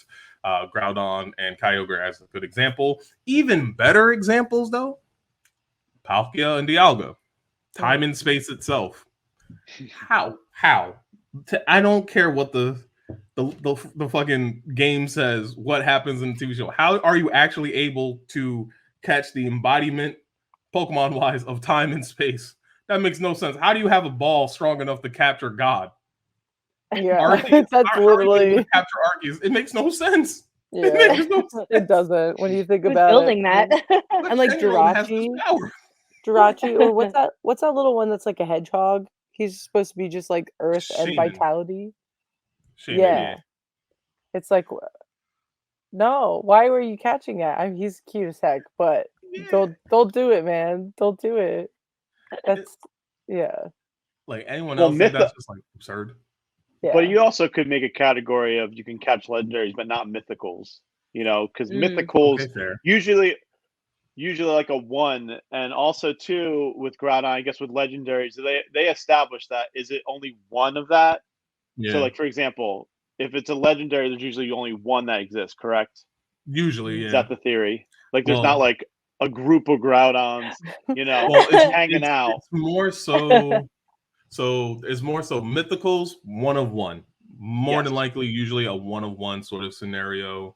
Then legendaries, it's possible there might be more than one, but not discovered. Usually are just that's the sole thing we know. It's possible they may have like a baby elsewhere. And then sub-legendaries, very possible there's more than one. Could you imagine a baby Groudon? That would be so cute. It would be so cute. Groudon's my favorite. That would be cute. That would be very cute. Yeah, Groudon's one of my favorites under Giratina, but that would be so stinking cute. Or like a baby Kyogre. Yeah, but like the fish tank for Kyogre, like you just... Oh, it'd be big. Yeah. Yeah. You could surf it though. That's so awesome. You could surf it. It would be like massive Pokemon, tiny you, and then you just be like, what would you hold on to? It'd be like riding an airplane. Exactly. Like, so for instance, like Lugia, right? In the new Pokemon Master Journey, right? One of the first things they actually display is a Pokemon raid. Raids happening. It's actually a Lugia is flying around town, and all these other trainers are trying to battle it. in Lugia, I will say Pokemon Master Journey or Journey Masters. I don't know which way it goes, but Pokemon Journeys. I will say they do a very, very good job at displaying the difference between your regular Pokemon and then this is a sub-legendary or pseudo-legendary Pokemon, like even like one step removed. This is a legendary. You ain't fucking with the big dogs. Like everyone was trying to battle it, trying to capture it. It literally said with one of its like hand-sized wings, just blew them all back. I was like, that wasn't even an attack. It just flapped the wing. It was like, yeah, y'all stop. I'm trying to take care of my kid, and like you see, like over its shoulder, it's a baby Lugia. So like it is possible. Like some babies, okay, fair. And it just looked like crazy, and just flapped his wings again and blew everyone like even further back, and just dipped. Ash being Ash caught a ride on it, and Lugia was like, "Ah, you kind of cool, but can you, survive the depths of the ocean?" I was like, "I'm gonna die." But he lets go, and he's safe. But it's all cool. Yeah, so like it's all good. But so like it is possible there's other legendaries out there, but should that be a thing though? Like, should you actually catch legendary Pokemon if like Pokemon were real? We're gonna put it in that aspect. If Pokemon were real, should you catch them? Should you catch the legendary Pokemon? I don't think so. That's like having like a one of a species and then like catching it and putting it in a zoo. Like, don't do that. Just let the species exist. I feel like it's like endangered, but it depends right? on. It's a context too, because you remember everybody, like you were saying earlier, has a different role of what they do with Pokemon in the world. Is they're a trainer, they're a researcher, they're a breeder. So, because you meet breeders throughout there. I mean, you could, with the exception of if you're a breeder, you're allowed to catch them to, assist with the population, because not everything is battle oriented in the Pokemon world, because everyone does it for research, like Professor Oak. And then it comes down to the breeders that you meet throughout the show. So everyone has a different role. I mean, it could be off limits for battle, but personally, it depends on. Battling is such a huge aspect of the Pokemon world and such a decorated title. I imagine just because of that they wouldn't put legendaries off. I wouldn't put legendaries off limits, because it takes so much skill to train the Pokemon, like I said earlier, and actually utilize it. If it's like the most decorated thing, it's like winning the world championship of something. Why can't you utilize, the most, where if you don't use legendaries, which are very unique, it's like whose Blastoids is better and the better champion, which is interesting, but it also makes it interesting to have a legendary in the mix on top of whatever your mixture is, because you're not, you can't have, it's very rare to have the same types. You're not going to have a Zapdos versus a Zapdos, and you're like, oh my gosh, which one is better? Now you can, because there's two different Zapdos. Yeah. So what if you were the Ditto that was breeding with Lugia? Like, that would just be wild. Like, that's good too. You know what I mean? Like, can you do that in the games? Can you catch a legendary and put it in a breeding thing with a Ditto and then get like infinite legendaries? That's the only way I could see a breeding thing going down. Yeah, but the thing is, like, at least in the game, because I don't know if they showed that it would be any different in the actual TV show, but in the game, Ditto cannot breed with legendary Pokemon. Makes sense. It stops. Yeah, it stops at pseudo legendary, so it can't do sub, legendary, or mythicals, but it can breed pseudo and below. But like, also shout out to Ditto. Yeah. MVP, PIMP all day, every day. Ditto has been pimped out. Yeah. So I'm sorry to pimp a butterfly, but Ditto, my man. Probably anyone who's played Pokemon has done that. Oh for yeah, sure. I named my birth engine. It had perfect stats. You already know what it's hitting for. Oh no! I'm like, I'm sorry, Ditto. I'm gonna come back. I'm gonna make sure you good. But right now, hey bro, I got this tournament coming up. I need you to do what it do, baby. Oh God! Savage. I sound so awful. I swear I'm not. It happens, honestly. I like I said, I think every single person has done, you know what I mean, done that with the Ditto for sure. Good Lord. But like, all right, so with the legendary Pokemon thing, I see where you're coming from, but I feel like there would just have to be some sort of cap. So like, yeah, no mythicals. I think that's more fair. Definitely no mythical Pokemon. And I guess legendaries be okay. But part of me is like, I feel like that's just like taking PEDs, bro. It's like you got the upper hand just off that. But like that, there is a lot of skill, not skill with PEDs. I mean, yeah, no skill with PEDs, but with having a legendary Pokemon, like that is skill. So like I can't knock the trainer per se. I can't imagine. Think of it too this way: is like if I catch a legendary, right? I'm gonna be focusing all my time on trying to tame it and get it to even listen to me. That all my other Pokemon are gonna be trash unless I like sublet them to like. If I have a Team Rocket, it's like, hey, train these for me. Yeah, but you know what I mean? So it's going to take all time and effort and probably years to even get it unless it's some sort of, plot armor like Game of Thrones where I can breed dragons and, control them and tell them what to do. Maybe use the power of friendship, Dan. Power of friendship. Power of friendship. Power of friendship. I don't know about legendary. I mean, it can happen. It worked for me. Jirachi's actually, I think a mythical Pokemon. Jirachi's a mythical Pokemon. So I mean, it took 4 shots. It was like, I got you, boss. We good. Make a wish. I got it. I'm like, that's right. Meteor mash. Critical every time. So then.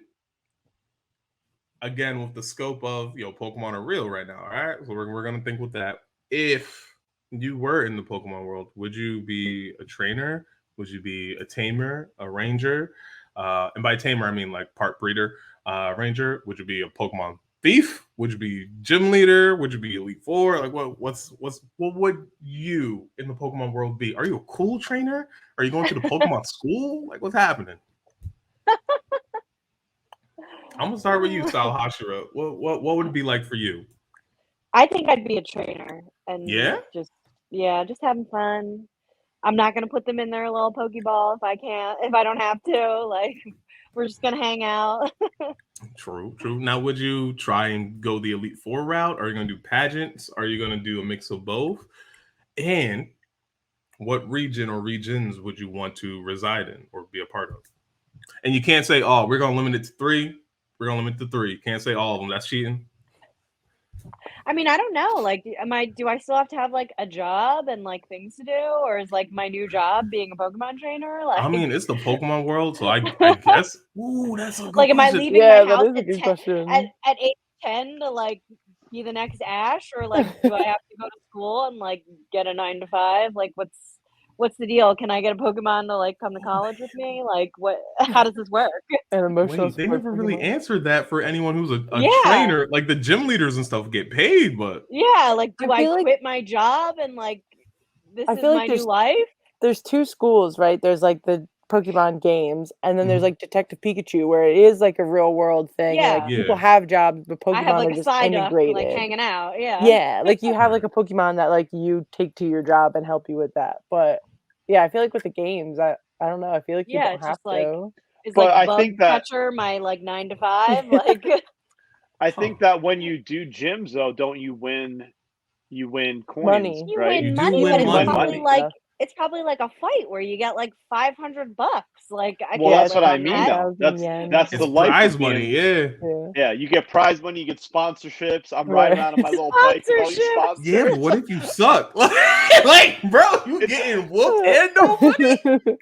I mean, think of it this way: like fighters. What about fighters who suck? Like they're not making. Maybe I got an Uber bike and I put someone on the back and I start doing, or I got Uber Eats on my bike and I'm delivering stuff on. You got Pokemon, a little Charizard, like keeping it hot. Exactly. A little Charizard breathing fire out of it. Oh, that's great. Making it do what it do. Okay, so would your I guess your part-time job be? Would you be all in Pokemon training, or are you having a part-time job?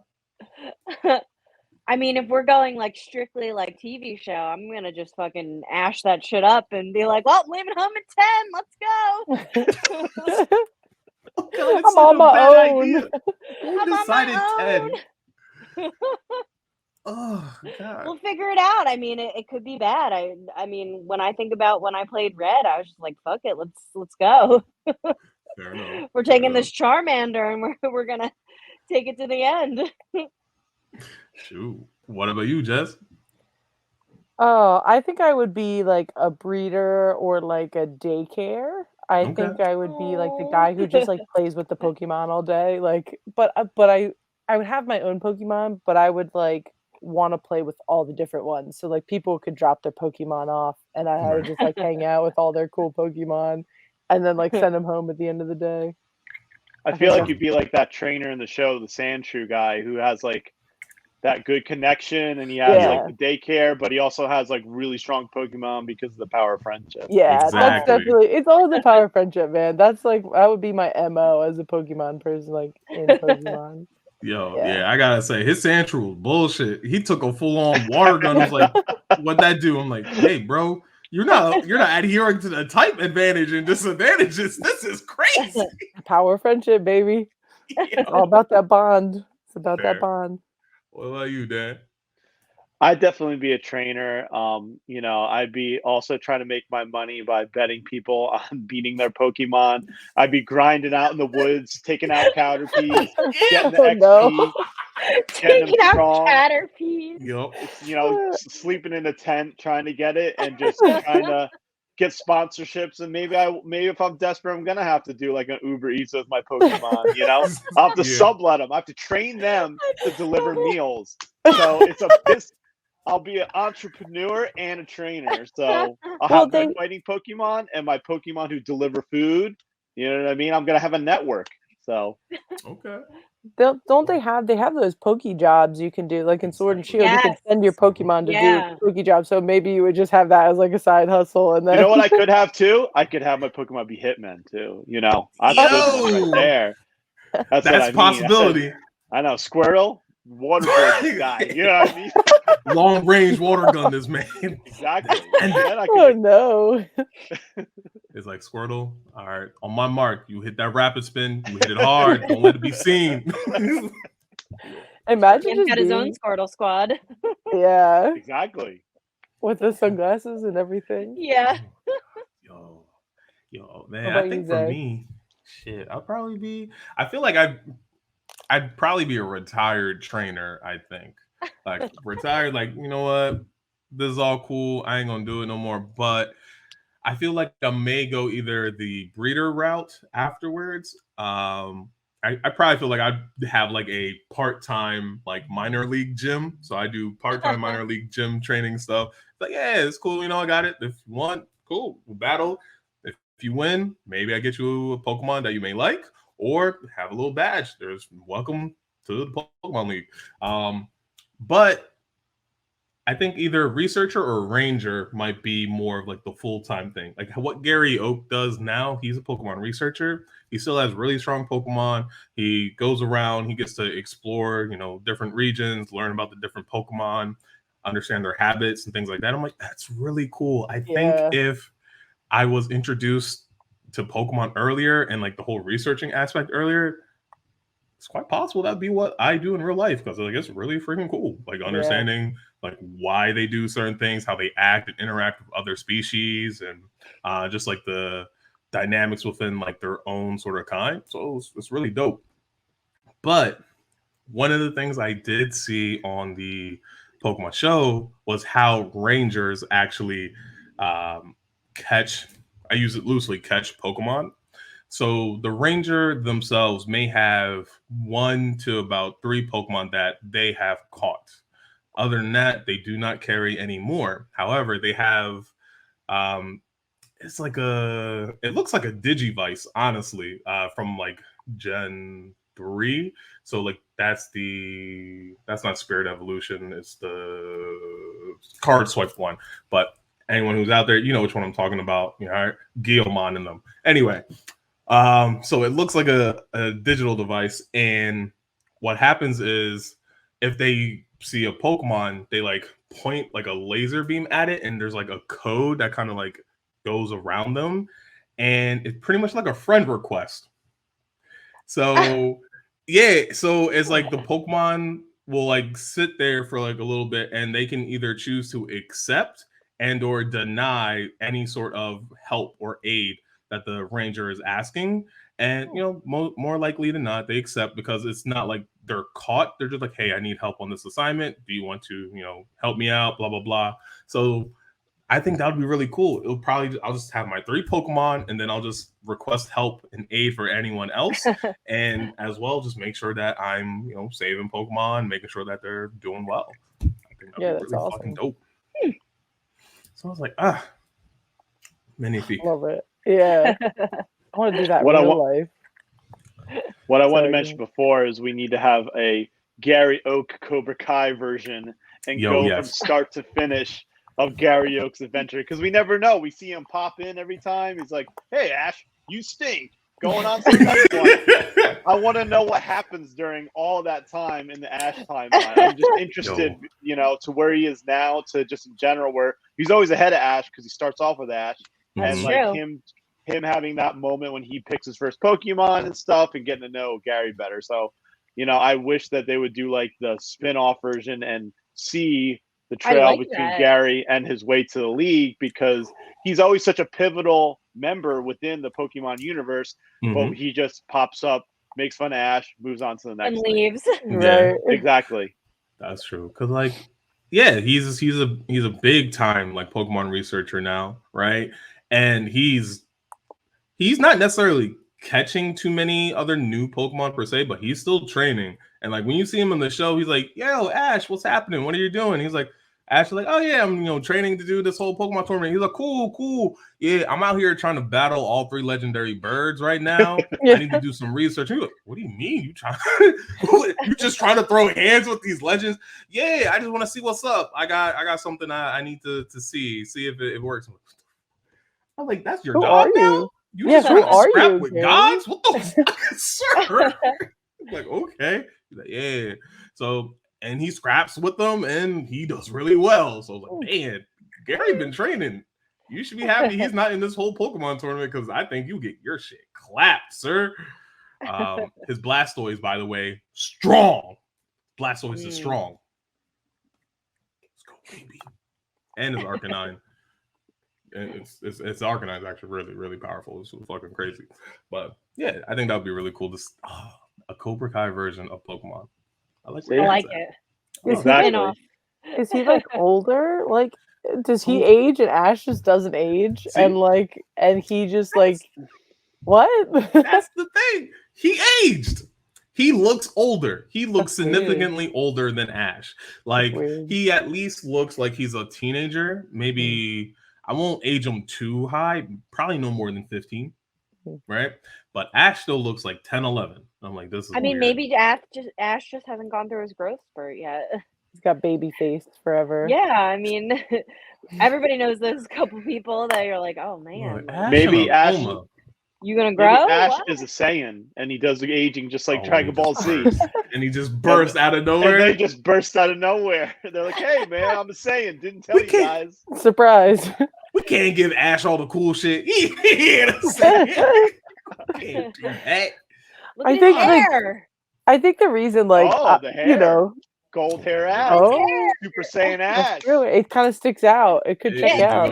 It's under that hat. When he takes off the hat, he looks is pretty Kamehameha. That's fair. Yeah. When he takes a hat off, he's got Goku hair. Yep. Exactly. So hold on. Goku is Goku Ash's dad? Because we don't know. It's Mr. Mime. It's not Mr. Mime.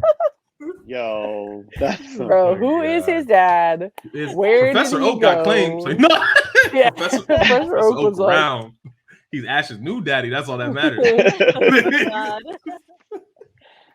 Is Gary his cousin, his nephew, right? Mm-hmm. Gary is his grandson. Yeah. Oh, his grandson? Oh, his grandson? Mm-hmm. I believe it was his nephew. I'm pretty sure. I think it was grandson. I think you're right. I'm gonna look that up just in case. In the version of our Cobra Kai Gary, we're gonna find out that Ash and Gary are related. Our brothers. They're brothers. They're brothers. They're half brothers. Ash's mom cheating with Professor Oak. Yeah, confirmed. Gary Oak is Professor Oak's grandson. Oh, okay. Yeah. So he's looking pretty young for an old head. Exactly. Yeah, he even doesn't really look that old. Where the parents at? Where they at? None of these parents. Trash. Yeah. That's what I'm saying. Ash's mom. Fair. Very fair. Oh, yo, you know what? If Gary is technically older, it could work out. They're half brothers. It could work out. See? It could be like Ash, honey. Like his mom comes to him, Ash, honey, I need to tell you something. I got something to tell you. Before I met your father, it was actually Gary's father. He passed away though after. He was like, oh. But you know what?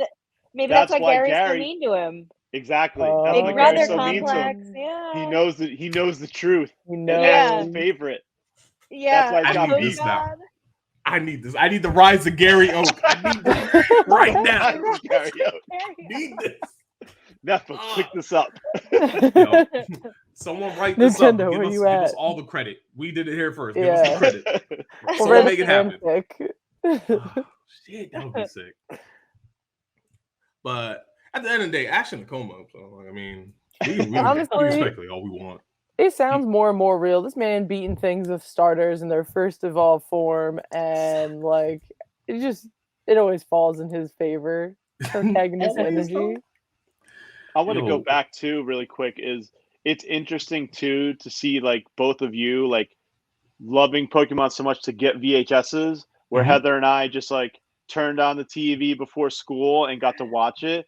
Where I don't know if I would have, really gotten into Pokemon as much if it wasn't so available. Like it's impressive to me that you went to the efforts to like go find a VHS of this thing. I mean, I guess obviously with the society, if it was big, you would want to pick it up. But for us, it was just like a common household thing because we literally just turned on the TV and I'd go to school, watch Pokemon. I come back, I'd watch Pokemon because it just be those prime time areas of before school, after school. So it was like an immersion of it where it sounds different, where you're like looking for the first episode where it's like, I've seen the first episode 100 times. I've seen Who's That Pokemon 100 times. With the Pokemon rap with the rap. I mean, I know the whole end you of can sing the rap, a theme song. Hell yeah, exactly. I mean, I've definitely seen it on TV. Like we watched it on TV, but I like the most times we watched it was like on VHS. Like we had all of the episodes. Like we had the movie. We watched, we even had the trading card game instructional video, which I thought was like part of it, but it wasn't, and I just never understood like what the purpose of it was. I think I would have still gone out of my way to get it just because like it was really cute. Like I just like cute things. Like I used to rent the same like My Little Pony video from the video store like over and over again, to the point where my parents would be like, well, like other people might want to rent that, so you gotta leave it there. I thought your parents were going to say, let's just buy it now and save money and not rent this 100 times. Oh, no. Or like the library. I used to rent this Babar book from the movie, like Babar the elephant.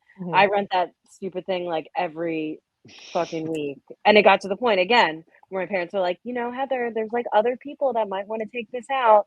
And like Pokemon to me has that same like cutesy appeal. Like it's cute. They're little animals. Like they want to hang out. So I think I would have gone out of my way for it.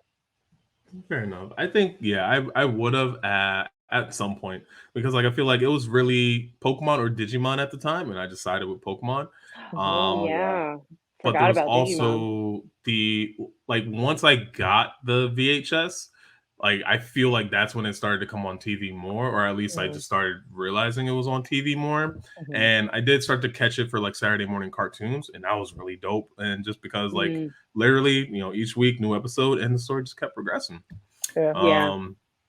Yeah, without a doubt, I definitely would have continued, and that's how I even like transitioned into like the card game a bit that I still have no idea how to play. I just know you. Does anyone know how to play this game? I bought the cards because I thought it was cute, but like, they looked cool. My friend had a holographic Chansey. I was like, I want that. Yeah, it was cheap too. Like they weren't super expensive, so like if you got like a little bit of money or something, it was like, oh, I'll just buy some cards and they'll sit in their little fucking sleeves, and I'm not gonna do anything.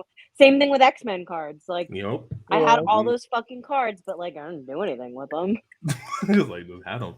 Like, and that brings up another story for me. Just like again, like the VHS with the cards, except the impressionable Zay. If the card or the creature was on the pack itself, in this case, it was a Scizor, I was gonna get that Scizor. It didn't matter. I was gonna get the holographic form of that card. So I wanted the Scizor, and it was one of those tried his patience, wore it thin, finally got at a flea market. There's a flea market. I'm like, I'll just did you just buy the card, or did you keep buying the packs until you got just it? the like literal again you got anime moment. It's the last pack. Like, we'll take it. Open it up, like finally. My dad's like, never. Your father was probably like, not doing this. Yeah, we not doing this. He gonna get this card and be it. So, yeah. But like, even when the Pokemon card game was coming out, I always thought it looked cool. I still had no idea. I still have no idea how like it's played. But there's world championship tournaments that are held for it. Like it just passed recently. Yeah, like, the world championship for the card game just ended. Oh shit! Yeah, I don't even know how to play. Well, they correlate the championships with Pokemon Go too. So what happened is the first year they had it was in California. And during that, they released the regional Kangaskhan on the outskirts of the convention. And then that's why when you were at New York Comic Con that one year, they did that release too because of the Comic Con. But I also went down to DC because they did the same thing, had the championships, but everything around was a special regional. And then I flew out to Nashville for the weekend and they did the same thing. And I know this year it was in London. So obviously I couldn't have flown out all the way out there. I could have, but it was just easier, convenient for me. You're not big enough of a fan, Dan. You're like, I know we didn't go. We get out there. We got limits. But yeah, it was cool because they'll do like you have to do research or whatever. And like when we went to DC, when they had it, it was like Relicanth. So you're just going around catching all these Relicanth and stuff. So that's cool. Yeah, it was pretty neat. You know, it's cool how they like try to tie it together. So there are some people who know how to play the card game, but it ain't us. Yeah, we just take the bonuses. And I know that for the 1 year in Nashville, they were saying that you could get a special Pokemon for one of the games, the musical note Pokemon. If you went in the convention center, you could get access to it. It was pretty cool. So I don't know which version it was, but it was like, hey, if you go in the convention center, you have access to it. You just turn your game on. You get the DLC of it automatically, and then you can leave for free. Like if you're in the vicinity. So they do a lot of cool things. Yeah, to support that. I don't know how to play the game either, but I know like it's still a big aspect of the universe. The fact that they support it through Pokemon Go, and like you could go in there and get like free like Pokemon for the games that are currently out. Yeah, and they still have like the tournament like every year. Every year. They have except it every the COVID year. Yep, every year they're having it. Oh wow, that's pretty cool. That's pretty fucking sick, yo. It's like, damn. So no, that's actually really cool how they correlate with one another. It's like, all right, so we're gonna do this big event thing, but also to make sure that people are still engaged elsewhere. Yo, here's this stuff for Pokemon Go, or vice versa. We're gonna do Safari Zone, but also you might be able to get this like limited edition card or cards, etc. This new pack. So that's pretty. And I know actually, I think before the tournament in London, I think I don't know if they just released it or if it was a release that was ending, but I know there was a Pokemon Go card pack. So it's like a card series, I should say. So there are Pokemon Go, and there's a special Ditto card in which that's cute. It appears as another card, but the bottom right-hand corner, there's a little like Ditto marker. If you peel it, it reveals a Ditto. So like that's pretty fucking sick. Yeah, because then in Pokemon Go, you don't know you caught Ditto until you catch something, and then it's like, what's happening? And then it's like, Ditto. And that reveals so stressful. Oh my gosh, I was like so confused. I'm like, I thought I just caught a C dot, and it like was a Ditto. It's a Ditto. Yeah. But like, speaking of like going to all these places, remember when Pokemon Go like first hit though, like that big rush, that world sensation? peace. World peace for at least a solid like month. And it was like, yo, everyone's just out here living the best Pokemon dreams. All like, you and your friends are literally out there. It's like, there's a fucking scyther. We gotta go get it. Just running headlong.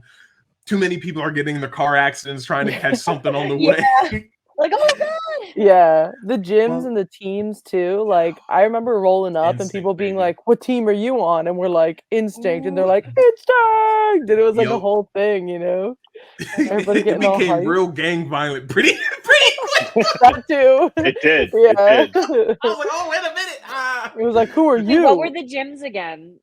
So, like, what were the choices? Mystic, blue, red, Valor, and Glue Eaters. No. We're not doing that. We're not doing that. We're just here to have fun, okay? The yellow team is just here to have fun. I think Heather's Instinct too, aren't you? What? You're yellow. Yellow. No, you picked red, I think. I think I picked red. I mean, so are they like, is yellow like a Hufflepuff then? Yeah, we're the Hufflepuff for sure. No. Yes, they tried to make us a Hufflepuff. They tried to. Not having that bullshit. Respect the lightning. We were out here. I chose Zapdos because it is the best out of the legendary birds. Wait, Dan, which one did you pick? Mystic. Oh, okay. Of course you chose Mystic. Yeah. It shows your personality. I'm not Valor, I'm Mystic. Yeah, I'm fully Valor's Instinct. I'm surprised you did not choose Valor, but Mystic also fits you. You're not the Instinct person. I chose Instinct because of like the description going into it. I'm like, oh yeah, no, this is 100% me. Yeah. I'm relying on Instinct. Sometimes I think too much. That fails me. When I don't think, I do well. So yeah. Yeah. Well, that's why it lucked out for me that my other two friends were Mystic as well, and we just go to each town and take all the gyms and then leave. And it's funny.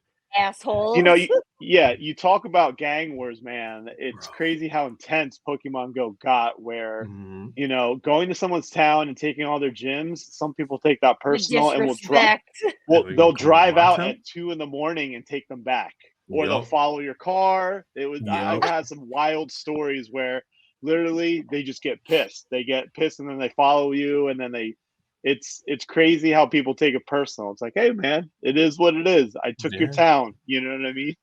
Didn't somebody try to fight you too? Yeah, at a raid. And really? Yeah. Really? I'm like, hey fam, you see my calves? Come on. Dog. You see my calves? He was like, all right, let's fight. Yeah, I mean I show up at this raid and I ban this guy, as we talked about earlier, the ban hammer, and I said, how do you know it was you? Oh, he knew. Because he was part of the council. He was actually a council member, and I kicked him out. I banned him. So he was. You know, what's funny is that, you know, this guy started Discord, didn't make it a big deal, and then he started like making this council. I was part of it. This other guy actually got me, you know, into raids and stuff, and he just was being disrespectful. And I'm like, dude, he's got to go. He's out. So I kicked him out. Couldn't get into the thing. He kept making fake ones. We kept kicking out all his fake ones. Just kept him out of the group. Like, you know, unanimous vote. You're out. Sorry, you're out, bud. And then I saw him at a raid, and he came up to me, and he's like, "Why'd you kick me out?" I'm like, "Dude, it's your attitude. Like, if you chill, we're good." And he's like, "No, put me in right now." I'm like, "No." You know, like, there's no discussion. Like, the council has spoken. You're out. You know what I mean? It's like a movie. And then he's like, "Well, we're gonna fight." I said, "Okay." I mean, listen, I said, you know my background, man, and it's up to you. So if you want to do this, we can do this in front of all these people who are freaking out and probably call the cops. And I was like, I'll end it quick. So if you want to do it now, I'll be nice and I'll end it quick. What happened? He kept barking, you know, like a dog does. And then, you know, I said, listen, we can do it now. I'll end it quick. All I'm going to do is you know, take this guy down, choke him out, leave him unconscious on the ground, and then walk away. You know, that's the nicest way to do it. I'm not going to do strikes. Take him down, choke him out. And he's like, oh, on the ground, embarrass him. You know what I mean? People think he's dead. I'm like, don't worry, he's gonna wake up in like 30 seconds. Yeah, just shake his legs. It'll be fine. Just shake his legs. Yeah, you know, he'll come to, and then he'll be like, what happened? You know what I mean? It's like, oh, you got choked out. You know what I mean? There's gonna be no Halo teabagging. I'm just gonna leave him there. You know? Exactly. That's what I mean. That's the nicest gentleman way to put someone down. Yeah. Honestly, yeah, because like the vindictive thing is like, I mean, look, man, if you still want to do this and you know what I do, I'm just gonna break your leg and call it a day. I could KO you. You know what I mean? That'd be worse. It's just like, I could whisper in ears like, go to sleep. You know what I mean? In a nice way. I could sing him a Jigglypuff lullaby. Yes. Yes. Jigglypuff. Choking him out. And everything. Imagine that. Imagine someone doing that. Oh, then you got to write on his face. Get the marker. That is true. Imagine that. You get Jigglypuffs choked out, and then someone writes on your face, and you're just left there. The group of people now. You can put a little monocle and a mustache. Yeah. Oh my goodness. But yeah, that's how intense Pokemon Go got for me, and I still stuck with it. Yeah. That's like next level shit. They took it personal, like I said, and for me, it was like, it's a game, guys. Like, it's supposed to be chill. fun. Yeah, it's a game. It's fun. You start instigating because you think it's funny how people take it so seriously. Like, we would go back to the same town and keep taking the town over and over and over again, and then they would call up their friends through Discord, and then they band together and try to take the gyms back at like 3 a.m. I was like, dude, it's a weekend for me. We could stay out here all night, and then we drive back out, or we go when they're trying to take the gym back, and then drop our Pokemon in there, and then before they can get in it. So it would be open, and then they'd be trying to decide, and then we drive by, drop it in, then drive away. Oh God. Yo, it was rough out here. So funny. Hell yeah, it's rough in these streets, man. I just remember. Up the street from my old house, there just people would camp out because there was a nice little Poke spot gym, right? So they just camp out. I remember I'm like, well, it's my gym. I'm just walk up, put my Pokemon. It's like, okay, got sent back, and we battle it back, leave mine, and I'm like, I walk up one day and I see just a row of cars just parked. Oh God. Oh, that's hilarious. I'm like, yo, this shit ain't worth it. I'm good. Y'all got it. Y'all got it. It's cool. I understand. Y'all some Valor hating motherfuckers. It's fine. It's fine. Instinct all the way. Y'all some haters. It's cool. We always flew under the radar though, at least. They were just like, it was always Valor versus Mystic, and then we're over here like, hey guys, like, hey, don't hate us. We're fine. We're like the Nintendo Switch of like everything is like cool. Xbox, Sony, yeah, y'all battle out. What's up, Nintendo? Hey. Yeah. For the vibes. Yeah. For the vibes for real. This is the like level of instinctness. Like I went out with Dan and his buddies once, and they're all all Mystic. So we're riding around, it's like late, and like anytime there was like a gym, sometimes I would like hit the last blow, and you know how like after a while they made it so you can't just drop a Pokemon in even if you didn't beat it. I would like get the last blow, and it would be like a yellow gym, and I was the only yellow person, so I just kept taking like a ball toy, and I named him like Battle Boy, and I would just put him in every single gym and just be like a dick, and they're like, what the hell, Jess? Like, why did you put that in there? And it's like all these like super powerful Pokemon, and then Battle Boy, this like little ass ball toy just chilling. Oh my God. It's so funny. They're always like, dang it, Jess. Or like if it was a yellow gym that we rolled up on, I would just throw my Pokemon in there just to be like an asshole, like while they're all trying to beat it, like throw extra Pokemon in there. Well, here you go, little drop. Yeah, I was like, I'm not taking this seriously. I'm just gonna throw random ass Pokemon in there for funsies. Oh my goodness, yo. Well, fucking, I remember even like a story a while back, like someone literally flew across like country to country to continent to like get the exclusives to like complete the decks. And I was like, oh wow, that's a lot. That's you got money. How you went this hard on a mobile game? Do you remember the first guy who got all 151? He got sponsored after that. I know. He got a sponsor. Like he had money already. If he got like he flew everywhere. No, he had a blog, and this was before regionals, I believe. He did a blog of how he got all the ones that were available, and like I forget what times, man. I mean, the process worked. I didn't realize the intricacy after I read that blog. I'm like, man, there's levels to this. Like this was when there was the footprints. And he already understood that there was nests, which I never understood that concept.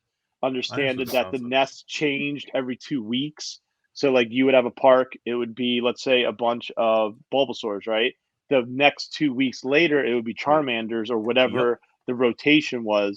But he figured all this out before like it was, and then he wrote a whole blog about, hey, I'm going here. And I think he did end up flying, but he got sponsored because he said, hey, I have this many left. He talked to, I think, a bunch of airlines and said, will anyone sponsor my trip?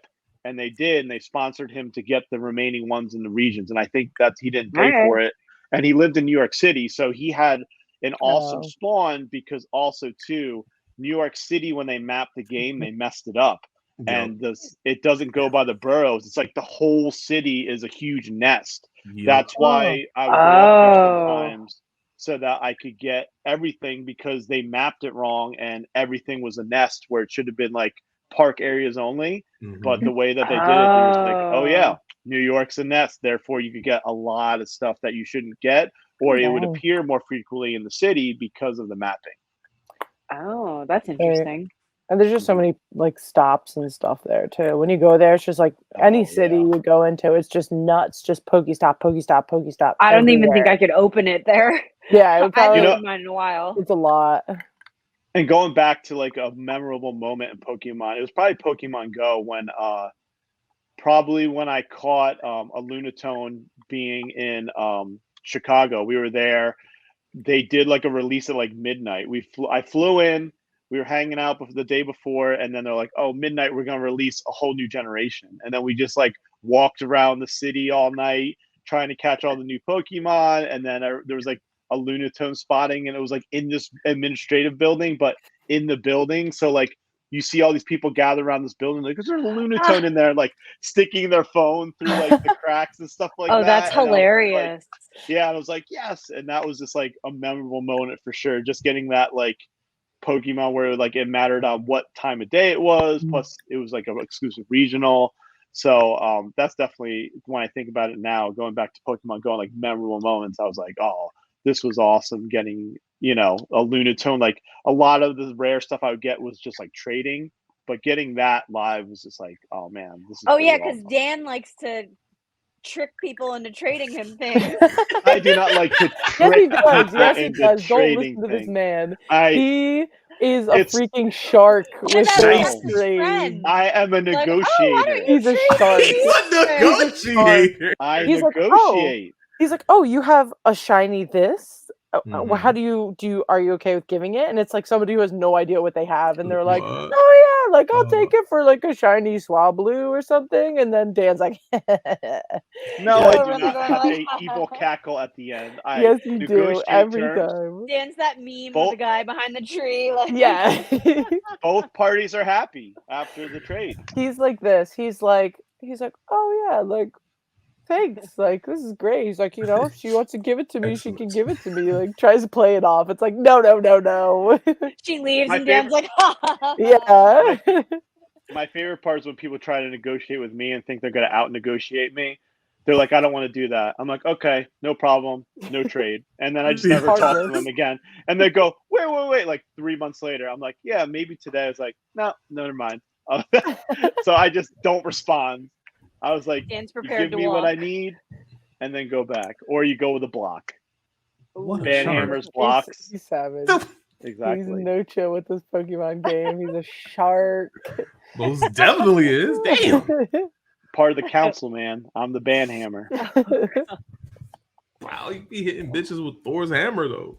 They didn't even want to give it to me. It was like Thanos trying to give me the Infinity Gauntlet. They're like, we can't give you band power. We'll let you in the council to consult, but you cannot have band power. And then I remember the moderator, he's like, forget it. I'm over this. This is getting ridiculous. He's like, I give you the Infinity Gauntlet. I said, no problem. Ban. And I said, he's like, wow, the Discord is running great. I said, exactly. I know. You just had to give you the Infinity Gauntlet. You had to snap, and that was it. 50% of the Discord is gone, but it runs better. But it's working. True. Yeah. Oh my gosh. The best part was like him and like the other guy who created the Discord had the same kind of car, but in different colors. So they would like cruise around, and it's like the two like Pokemon leaders like in their little like GTIs zooming around. It's so funny. I know. Dan's like the brutal vice president. Yeah, and they knew his car too. They're like, "Oh, hey, here comes Dan, like with his little GTI." That's so funny. They knew your car. The thing, it got so ridiculous at a point. I was just like, I don't want to be bothered. I'm gonna park somewhere far away, and still people would come by course. What's up, man? Like, you want to do a trade? I'm like, no, I want to do this raid. I want to be left in peace. Or I would, join his car, and we just like cruise around and just try to do raids discreetly and not tell anyone outside the Discord, because the Discord got so big and it just got so unorganized. I was like, can we beat this on our own? He's like, yeah. I'm like, all right, we're going radio silent, and we're just gonna take out all these raids of radio silent with 3 people. Damn, that's some legendary shit, yo. Yo, you had like adventure event, and that I will say that was like the best part of Pokemon Go at the time. Like, you literally had adventures, and obviously you ban hammering people is all part of the story. It's all just coming together beautifully. So now with Pokemon has been around for like ever, and I hope it actually stays around for much longer too. But with it, like, I feel there's been things that I think we could agree we wish, could evolve, no pun intended, but like could be better, could be made better, or things that we wish to see with, whether it be for Go or the video game or the show. I want to ask y'all, like, what's something that you would want to see? What's something that you think might actually be coming forward as well? All right, I'll go first. Right off the bat, I want to pet my Pokemon. I just want to pet them. Like, I can play with them. I can feed them curry now. I just want to pet them. My God, like, just let me pet the That's my best friend Pokemon I've been going on all these adventures with. Let me give him a little head scritch. Oh, that's all I want. Listen, fully gonna be Pokemon breeder, just hanging out with Pokemon. I want to be able to pet my Pokemon. Fair. I mean, that makes sense. Yeah. I'm kind of surprised you can't do that. I know. That's my biggest gripe. I mean, you can wave right? the little toy wand around, like. Fair, yes. But you can't. Yeah. Give a little you're right. You can do it in Go if you have a buddy. You can like pet them. Oh, okay. But that's not the same. It's not the same. No. I'll pet them in all the games. In all the games. Yeah, but I mean, I'm sure there's other things. Like, for me, also, it's the art. I don't know. I guess they switched like art styles or something somewhere in between like Pearl and like some of the newer games, where it became more like fun and cartoony. I don't know. The style became looser, and I think if we went back a little bit more to like the first gen, where it's like, oh, it's a little bit more like realistic. It's a little bit more gritty. Like, some of the Pokemon, for me, it's like the eyes. Like, the eyes don't look realistic. You wouldn't see a Pokemon in real life and be like, yeah, it's got these like giant anime eyes that don't make sense. Fair. So I don't know. It's something about that, but that's kind of my only beef, where it's like they're getting into these like open world things and they're making it more like of a realistic thing. And then I feel like we're regressing a little bit on the art, where it's like they don't look, I don't know. There's like it lacks a certain oomph, you know what I mean? Where it's like it's almost too cutesy or too like soft, you know. But that's probably my biggest one with just like the games in general. Like, I would love to see if they just like went back a little bit more to like a more realistic, grittier art style. Not gritty, but you know what I mean. Like they look more. I guess like you could see this in real life. Yeah. Like, I know there's like realism style art like online, and I don't think that's what you mean. No. So like, think about like the eyes of like a Charizard versus the eyes of like what's like a good example? I don't know, like a Terrakion, like it's just, you know what I mean? It's like they make them like all ovular, and like even just a Lapras, like that eye still somehow like design looks different than like the newer versions of Pokemon, where it's just like everything's kind of rounded and everything's kind of like softer. There's no hard edges. There's no like scary looking things. It's all kind of like more kid friendly. Right. I don't know. I feel like it's been like that for a while, and like some of them I'm like, okay, this is pretty cool, and some of them I'm like, this just straight up looks like like a 2-year-old kind of drew it. You know? I kind of agree with you on that too, with like how some of the Pokemon, like obviously I know like mythical ones aren't going to be like, you're not going to like be able to be like, oh, that's kind of like this. But some of the Pokemon they come out with now, it's like, really? Like, what the fuck is that? Yeah. Like, no. An artist room. Yeah. And like, even are like you guys just trying to come up with stuff that's like dumb? Like, yeah. I don't know. And like even like the design, like I don't know, like some I know like I get what you're saying, how they're in like the like an ice cream Pokemon versus like a Pokemon that's like an animal. Like I want to say like that bothers me, but that doesn't even bother me as much as like the design style, because I feel like there was other like Pokemon, like Voltorb is like literally a Pokeball Pokemon. But that so, doesn't bother me. Like, I know, but I don't know think what it is about that. I think it comes down to the design again, where it's like those, like they make them, but they make them too cutesy, where it's like, where would this even fit into in like a realistic world? You know, whereas like a Voltorb's like, okay, well, it's kind of like a mechanically Pokemon, or like a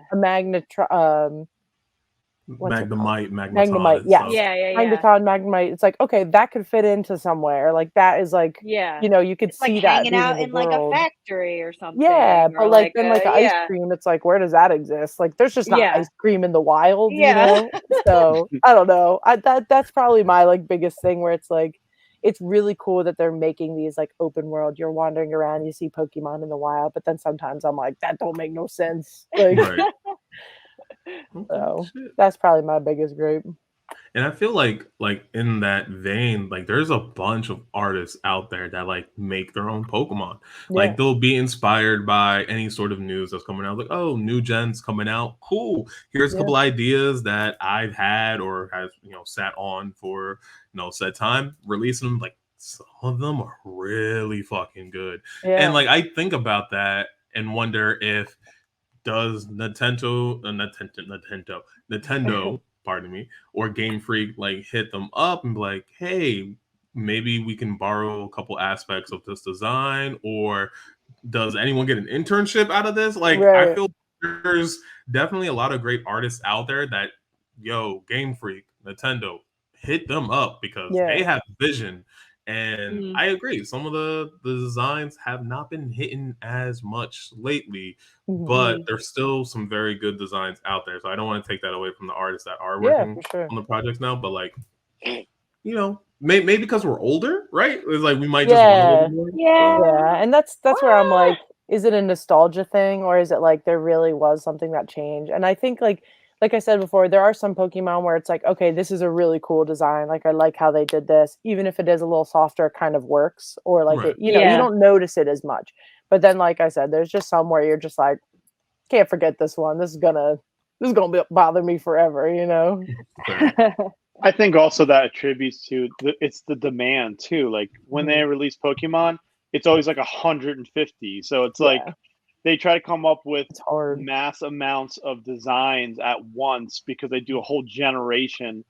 And it kind of like I see in the past with there was a lot of strategic thought in the first generations because it's like you could see the balance in between. Like you remember having the posters up and telling you what are the fire types, and the numbers correlate kind of with the groupings. And I think just the demand of it, trying to be that strategic and thinking of what's the region called and what's it going to be based off and what's the theme going to be called, it kind of gets lost because they've made this like bold statement that when they do come out with it, it's like 150, and trying to come up with 150 great ideas and not be in a small timeline like the first generation.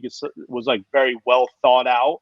Where it's like, oh, we're coming out with a new generation and a new game, so we got to get this out in this timeline. That's where I think maybe the quality has been lost because it's like we got to get 150 of these things with different move sets. That's why a lot of them have the same move sets. True. Like, You're right. It's like, hey, they all have tackle, or you know, they use a generic thing. Fair it's enough. Like, you know, they're not creating new moves. There's just so many aspects with, you know, the points and then trying to balance them on top of it.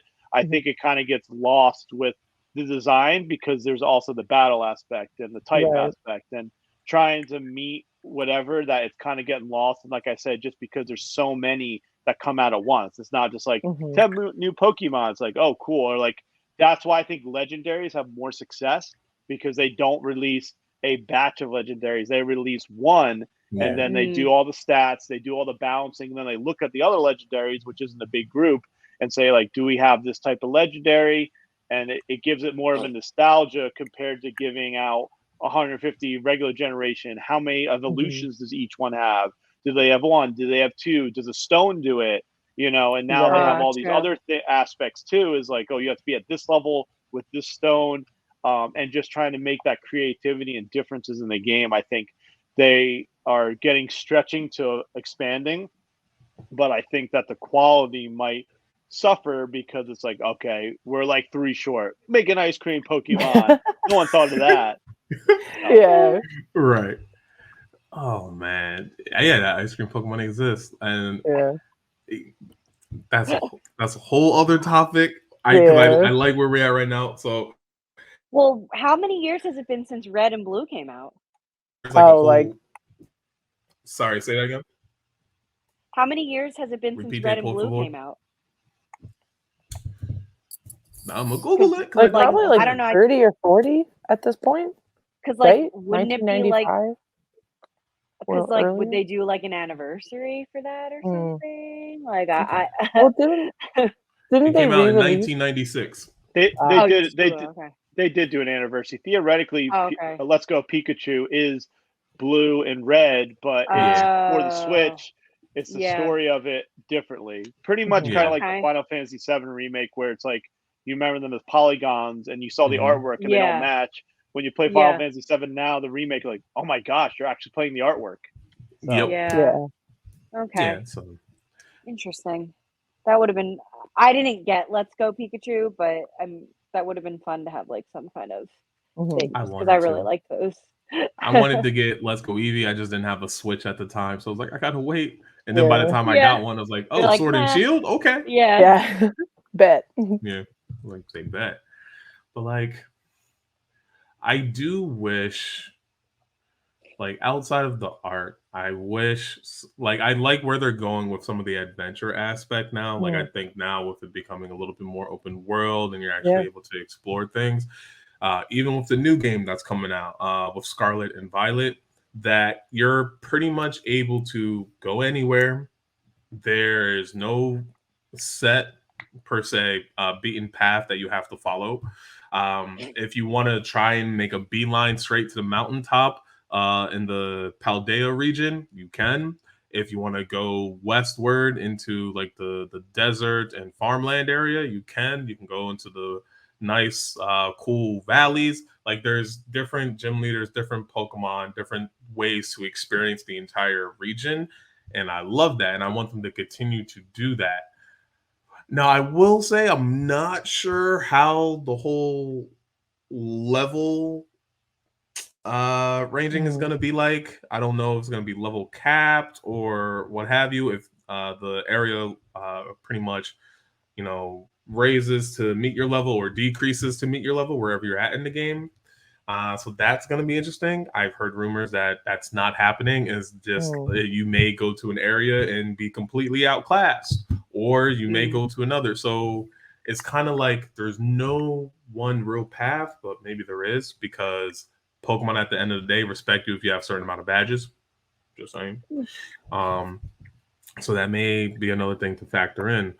But I think I would like to see just a bit more diversity when it comes to their movesets.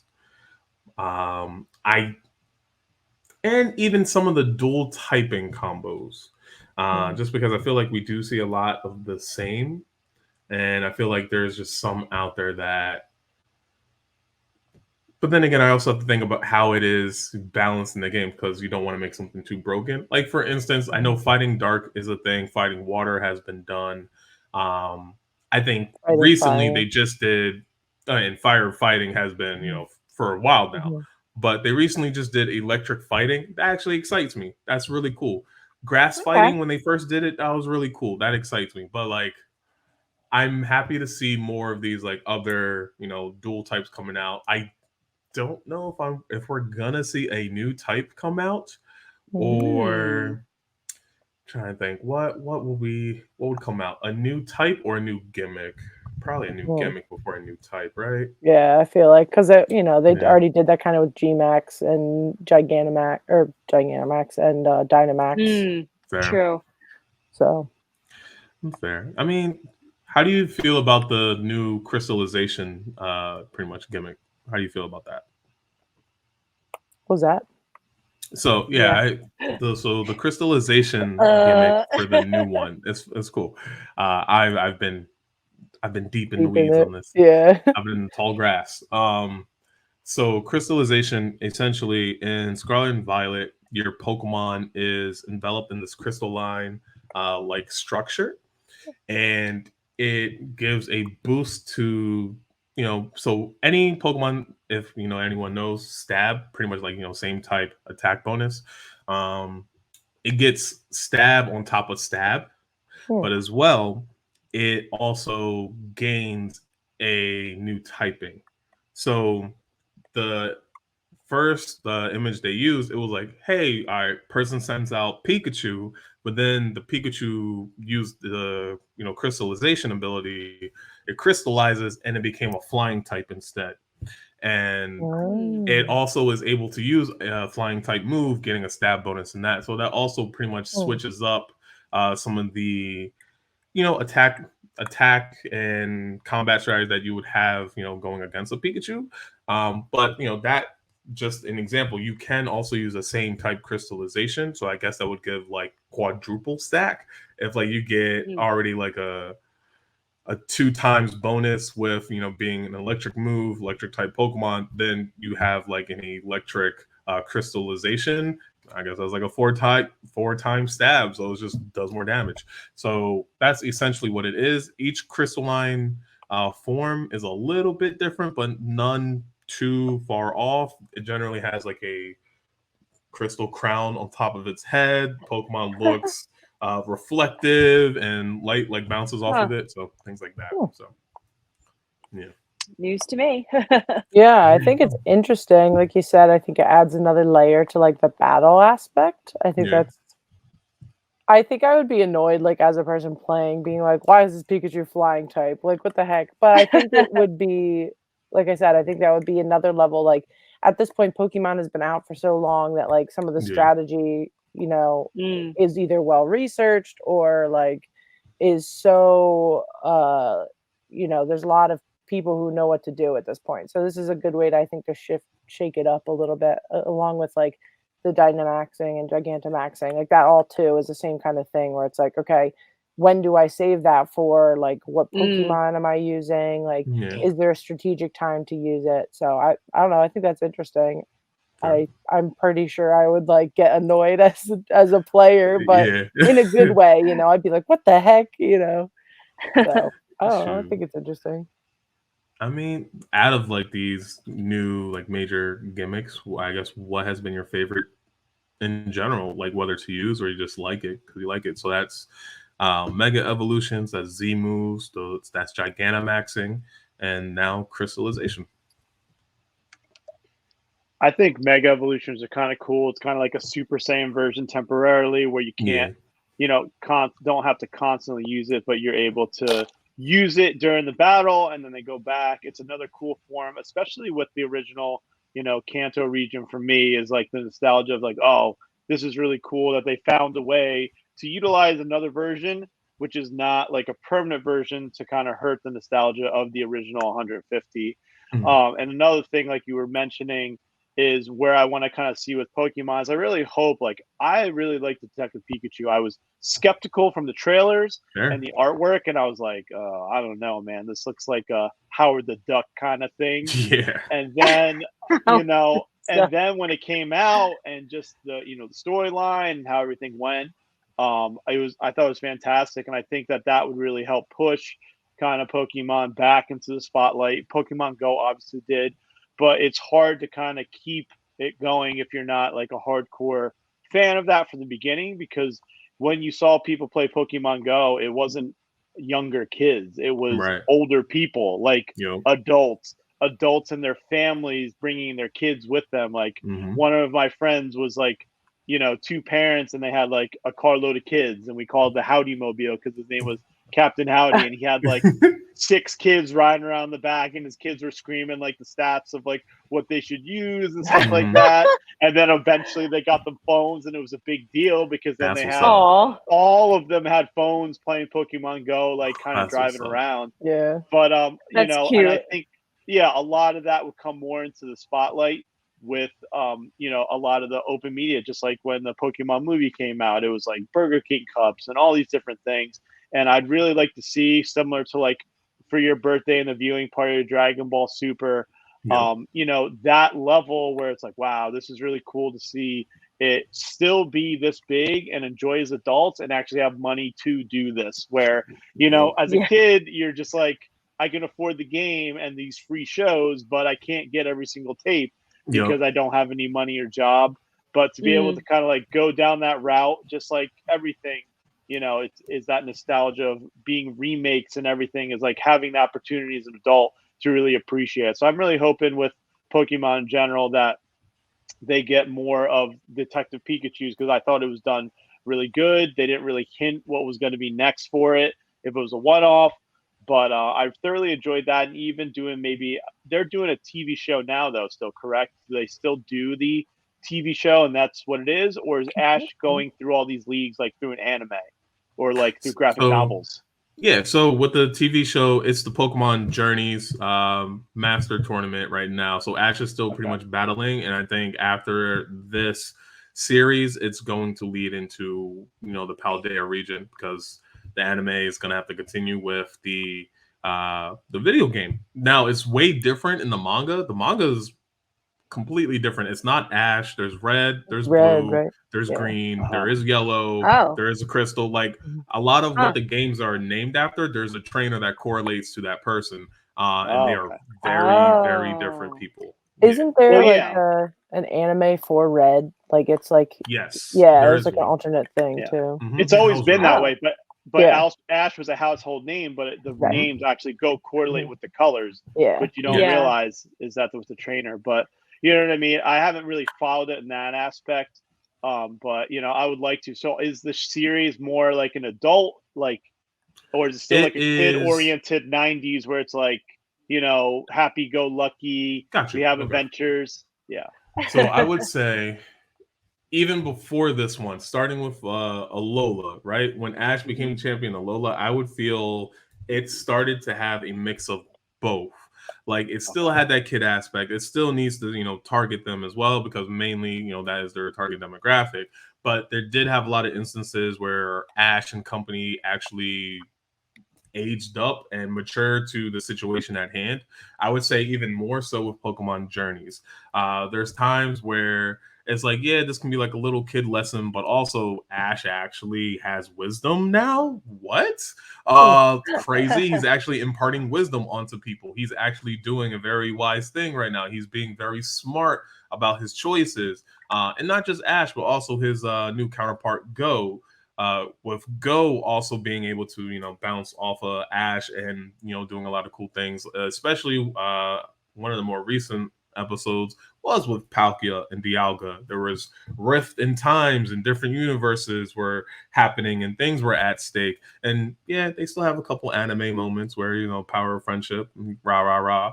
But just like how they take care of the situation, it's like, all right, well, we need to go, you know, science this thing out. Like we need to figure out what the hell to do next. So I actually think it actually does a far better job, but it is nowhere near as adult as the manga, because in the manga it references the Pokemon Wars, it references battles, that there were kingdoms from way back in the past. There's ancient Pokemon that used to rule the land. Like the manga is far more adult than the TV show, but the TV show has now, I think, understood that it needs to hit both. So there's going to be moments where, hey, it's a bit more mature, not in a crazy way, just like the situations get taken more seriously.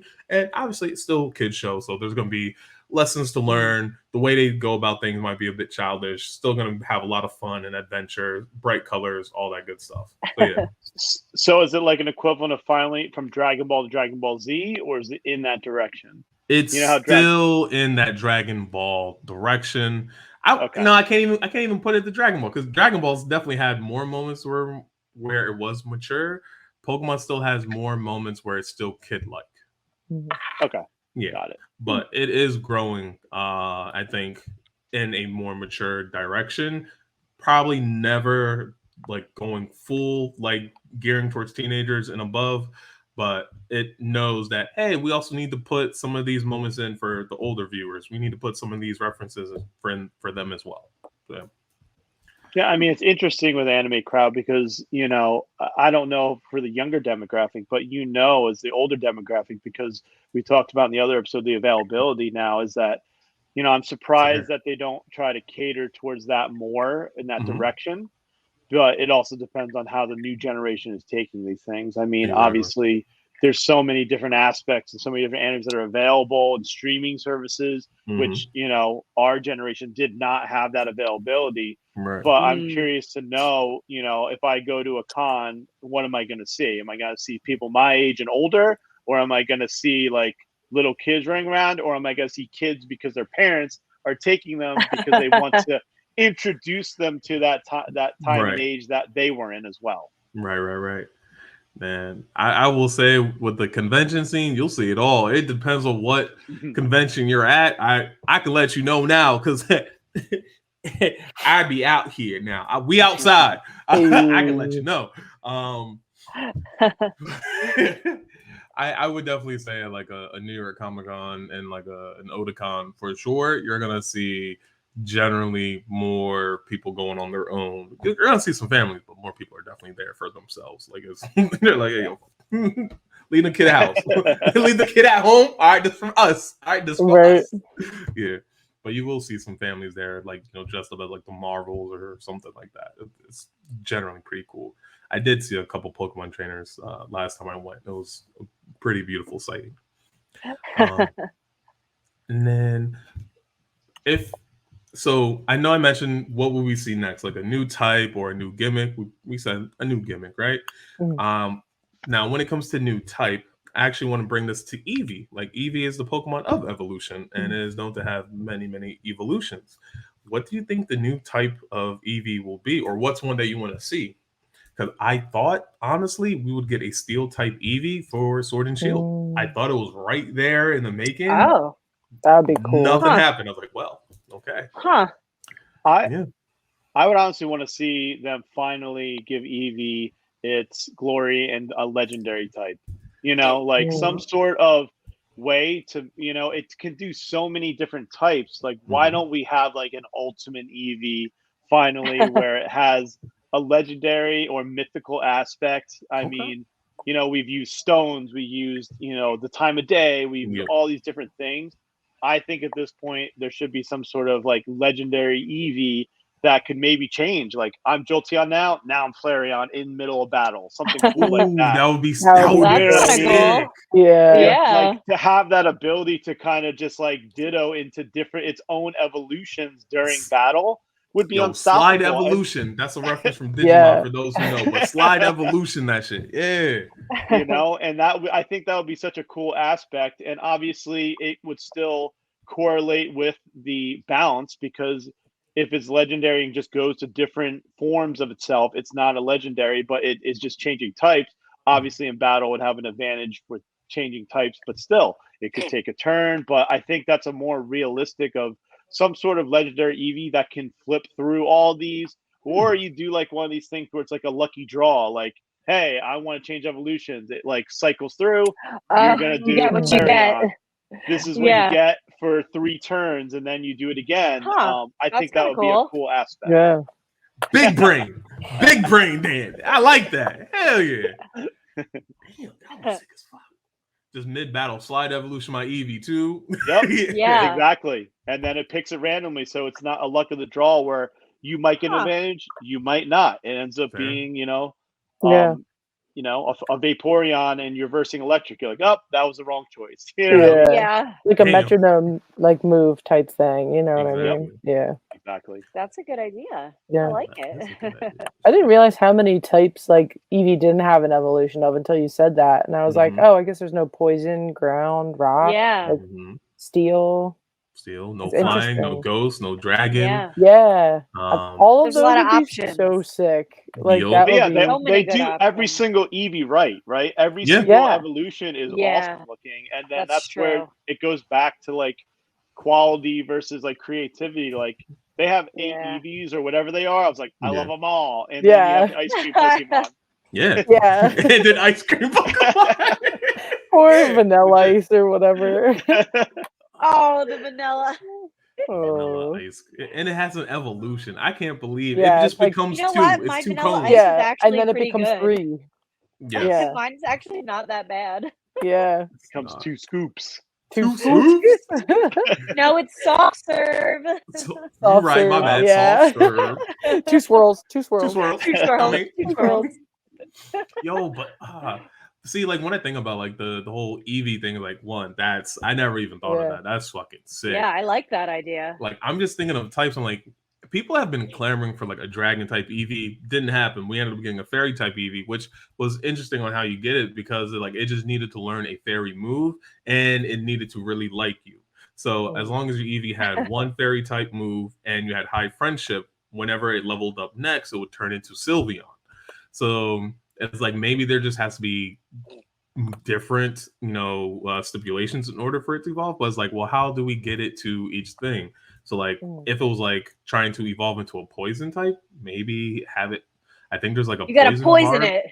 Yeah, like does it have to be poison? Like, does it need to hold like a specific poison item? Like, there's several. It's poisoned in battle, and then well, they have like items. Plant. Yeah, like you said, items though, like black sludge or whatever is like an item you can get. Like, just give it that, and then have some other type of stipulation. But like a dragon Eevee would be wild though. Imagine a dragon Eevee flying around. Fly, fly around. That would be sick. Hell yeah, I'm with it. That'd be 6 fun. I feel like it wouldn't even be that far of a reach though to like have all those like a changing Eevee like legendary too, because like if you introduce this mechanic of like you can teach a Pokemon to be a different type of Pokemon or give it this crystalline thing, it's like then you could just have a Pokemon that changes type all the time, like fair. But also a rock Eevee it's so crazy they haven't done that because a rock Eevee is easy. You could literally use like one of the rock stones or something, and it's like, oh, here you go, rock Eevee, or even do different evolutions off of the Eevee, like Jolteon becomes something else, or they don't have any megas, right? No, they don't have no megas. There's been no megas. Cool.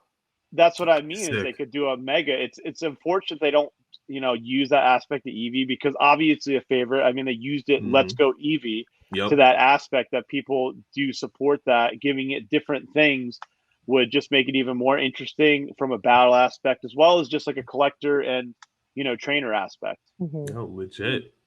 That'll be like the sickest thing. Like I said, I'm surprised we didn't get a steel type Eevee. I felt like it just lended itself with sword and shield. Yeah, like I feel like it'd be cool. Like if we have a Pokemon that has a sword in its mouth and it's just a steel type now. Like, okay, that's fine. So like, what if Eevee had like armor, like Berserker, which is like the Meowth variant of the Galar region, is a Viking. So like maybe Eevee just has a suit of armor. Or it looks like Colossus, is like X-Men Eevee. Or it looks like what I mean? Yeah, exactly. Now, I'm not saying that's the one I want. I'm just surprised it didn't happen. I would totally take a Dragon Eevee. Let me have that. That'd be sick. Yeah. So yeah, I don't know, man. How about y'all? Like, what one in particular are you clamoring for? We can't use Dan's slide evolution shit. That shit patent. That shit's patent. That is patent by Dan. That is his thought. His fucking moneymaker on this episode. Heard it here first. All right, no one steal my man's idea. There you go. I want like a ghost psychic Eevee. Yeah. Or like some kind of combination of that. Ghost would be cool. I feel like isn't Umbreon psychic? Is Umbreon psychic? Umbreon's like dark. No, Umbreon's dark. Oh no, Espeon. He falls with the moon. But Espeon is psychic. Yes, Espeon is psychic. But I agree with Ghost. Yep. That would be sick. I think really any of the other like offbeat types, like a bug one would be weird. A bug, kind of cool. Like, weird. like maybe just has like Mantis arm. Yeah, or something like that. That would be kind of like a leaf type Eevee or something. There is a leaf type. That's Leafeon. Yeah, and it's Leafeon. Oh, see, these are all the ones that I don't know because they're the newer ones. Yeah. Yeah. I can't stray from my 150. I'm like, oh, okay. So they're already on that. Yeah. Oh man. What else is there? I mean, there is ground and rock. Flying. There's Could be cool. Flying. I feel like Eevee would be like a Pegasus sort of deal. Like if it was a flying type. Yeah, I think it's hard. It's like some of them I feel like would be pretty close. Like rock and ground would you'd have to do something really interesting to distinguish them. And like same thing with like flying and dragon. Like you could have something very similar. Well, you could have a duel with a rock and ground. They do that so much. That's it is pretty common. So it would lould look like a rock, but it have rock and ground. Yeah, and then maybe maybe what about a fighting type Eevee? Oh, that would be cool. Eevee with the hands, man. No, Eevee just jacked. Eevee the gills. Just buff. Good. Buff Eevee. like a Machamp type Eevee. Yeah, like a real muscular cat. Yo, the way that Eevee evolves, you have to give it like max protein so it boosts its attack. Yeah. To the or like just train it. Like I don't know. You could do like they have the training tower or something. Yeah, or like grind this many days in a row and like it evolves into like a fighting. Yo, that's funny. Perfect. Oh my god. Then like what's the I'm trying to think. There's another type that would be like really, really cool. We got ice, we got that. I don't know. Those might be the remaining of the offbeat types. Yeah. I know there's someone listening probably like, it's this. I'm like, I don't know, bro. We're like, what? Like, I'm sorry. Like there was ghost, we said rock and ground, we said dragon, we said flying. Poison. I mean, they all really kind of exist already. The other ones, right? Or similar. What if Eevee just evolved? Like a normal Eevee. What if that was the mythical? Like your slide evolution, it just evolved. It looked a little bit different. It's just an Eevee, it's just another Eevee. Just looks a little different, but it can now choose. Like, all right, well, I'm gonna tap into this ability, or I'm gonna tap into this ability. Or like a golden Eevee. Like a Super Saiyan Eevee. Yes, like a Super Saiyan Eevee. Super Saiyan Eevee. Oh god. Oh, I like it. Hell yeah, that was pretty sick. Well, I feel like. Hold on one second as I mess with my computer real quick. I do have something else I would like to talk about, but I just want to check in with y'all. How are y'all feeling right now? Feeling good? Want to keep going? Yeah, I'm a nerd. I usually on Sundays sit for 6 hours in the same spot. So this is, I'm good. Let's keep it on. I'm playing D&D and sit in the same spot. So do it up. So then Eevee be damned, right? What if Dan, you're gonna sit this one out. You created a new mechanic, all right? You created slide evolution. Like I wanted to know what's a new mechanic into Pokemon that you would like to see added, or what's one that you can come up with? Because like slide evolution, that shit, you that's win. Pretty you win cool. the bag. That's dope as fuck. Yeah. But like, all right, one mechanic, right? Do you know how Pokemon evolve off of? Well, there's some Pokemon that evolve off of friendship and happiness. Mm-hmm. I mean, there's the opposite side of that too. Like, I'm surprised Gyarados wasn't the type to evolve out of rage. So what if there was a Pokemon that evolved out of rage or evolved out of, negative friendship? Right. Oh. I think that would be pretty sick as well. Yeah, that'd be interesting. Probably would, or maybe it would have to. Maybe this is also another Eevee thing where it's extreme happiness. Maybe have to know a certain move to get this one type, or it doesn't like you at all and it evolves into this thing. Kind of like, I don't know if y'all see the Digimon episode, like, Metal Greymon versus Skull Greymon, the little yin and yang balance there. I got you though. But yeah, you see where I'm coming from. I got you.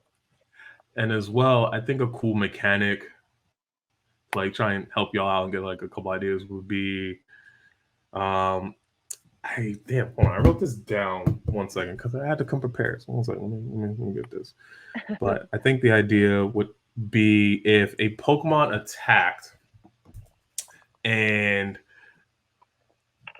if I don't know what the ability would be called, but say it hit with a non-effective move, right? Maybe it would just be like analysis. So next time the Pokemon swung, the move then became normal effective instead of not very effective, became normal effective. And then if you were able to hit again, it becomes super effective. And then if you hit again, critical. So like I think that would be good. Like a Pokemon that like an ability that allows the Pokemon to analyze and become better over time if it's hits and it's not effective at first. Now, I don't know if it's going to be that many stages. Maybe you could just jump from not effective to super effective to critical hit, or to just not effective to just making sure you always get critical hits afterwards, even if it's still not very effective. But I thought that would be like a pretty cool thing to add in. That might be kind of like the idea of like a combo or whatever in like a video game, I guess. Yeah, exactly. that'd be kind of cool. Yes. Yeah. So I don't know about that. Y'all got any other ideas? I know it's a hard one. I'm sorry. Yeah. I should have said something. Look, No, as well, I'm gonna lob another hard question. If you were to create a Pokemon, what would that be? No name needed. Just give me the type and what animal or animals it would look like. All right. So while you mull over that one, do you have one, Dan? If not, I can come up with a couple. Dan's like, well, shit. I know that's a lot. Real quick to make my own Pokemon on the spot with no time to prepare. Hey man, I just be on the internet looking at other people make Pokemon. I got a couple ideas. Yeah. I have to say for your first question, like again, like I'm bringing my nerd knowledge in. Like for D&D, like there's certain abilities you can get, like a reaction, like Hellish Rebuke or like Riposte and things like that, where you can do like a flourish. I think it'd be interesting where it's like, oh crap, you know, you're battling somebody and you're like, oh man, this is a bad type advantage, but maybe there's a way where you can take damage and give damage. And I know there's like moves that do that, but if there was like an ability or something, or like you could train your Pokemon to like have a certain reactiveness in terms of like, can they dodge a little bit faster or more often, and can they, you know, maybe take damage, receive damage, or get hit by something but be able to kind of turn that back around and give them damage instead. I don't know, I just think that would be kind of interesting, because if you get into a battle and you're like, I'm just going to get smashed, like this sucks, and you can't do anything about it, you know, until it's your turn. But no, that's a good one. I like that. What about you, Miss Style Hashira? What's up? Are we all style, no substance? Damn. I feel right now I'm really stumped on that one. I also haven't played in a while, so it's definitely something to like think about for me at least. Then, if I switched my other question, right, to instead of, you know, coming up with your own Pokemon, what's like a regional variant you would like? Like I don't know. I'm still kind of upset about that Galarian Meow. Yeah, like, what is this? Look, I'm not gonna lie, it grew on me. It grew on me over time. Like, it's a Viking. I'm like, I fucks with it. I don't know. No, I was like Meowth, and then I was like, oh wait, what's wrong with it? Like, what's going on? Even the other one, not even the Berserker one, the other is it Galarian or Alolan? Yeah, it's just like not good. I'm not feeling it. It makes me mad because Persian's such a cool Pokemon. Just because it's like literally like a big ass like predator cat. Yeah, it's like a big Persian cat. And then they do him so dirty in Alola. It's so bad. Like a big ass head. Yeah, and he's purple. It's just not. Oh no! Like, do we really need that? Like, yeah. No. I don't know, but maybe that's just me and my original 150. Like, I can't get away from it. I mean, of your original 150, right? Which one of those would you like to see a regional variant of? And like, what typing would that be? For me, I think I would like to see, you know, we've been talking about changing of typings and kind of the evolutions. I would like to see, like, even the original 50, like the 3 birds, you know what I mean? Changing their types around, having different variants of them, of saying, what if that all steel? You would know that happened if you played the game. I was gonna say, you would know that happened if you played the game. Pokemon Go has new ones. Damn. Like, you would know that happened if you played the game. No, they have like different variants. So like Zapdos, for example, is like an ostrich type thing now, or like a cassowary or something, where it like runs instead of flies. They just look like different. I don't know if they have different types or something, but they like are their typings, I believe, are different. So he's not electric, he's fighting flying.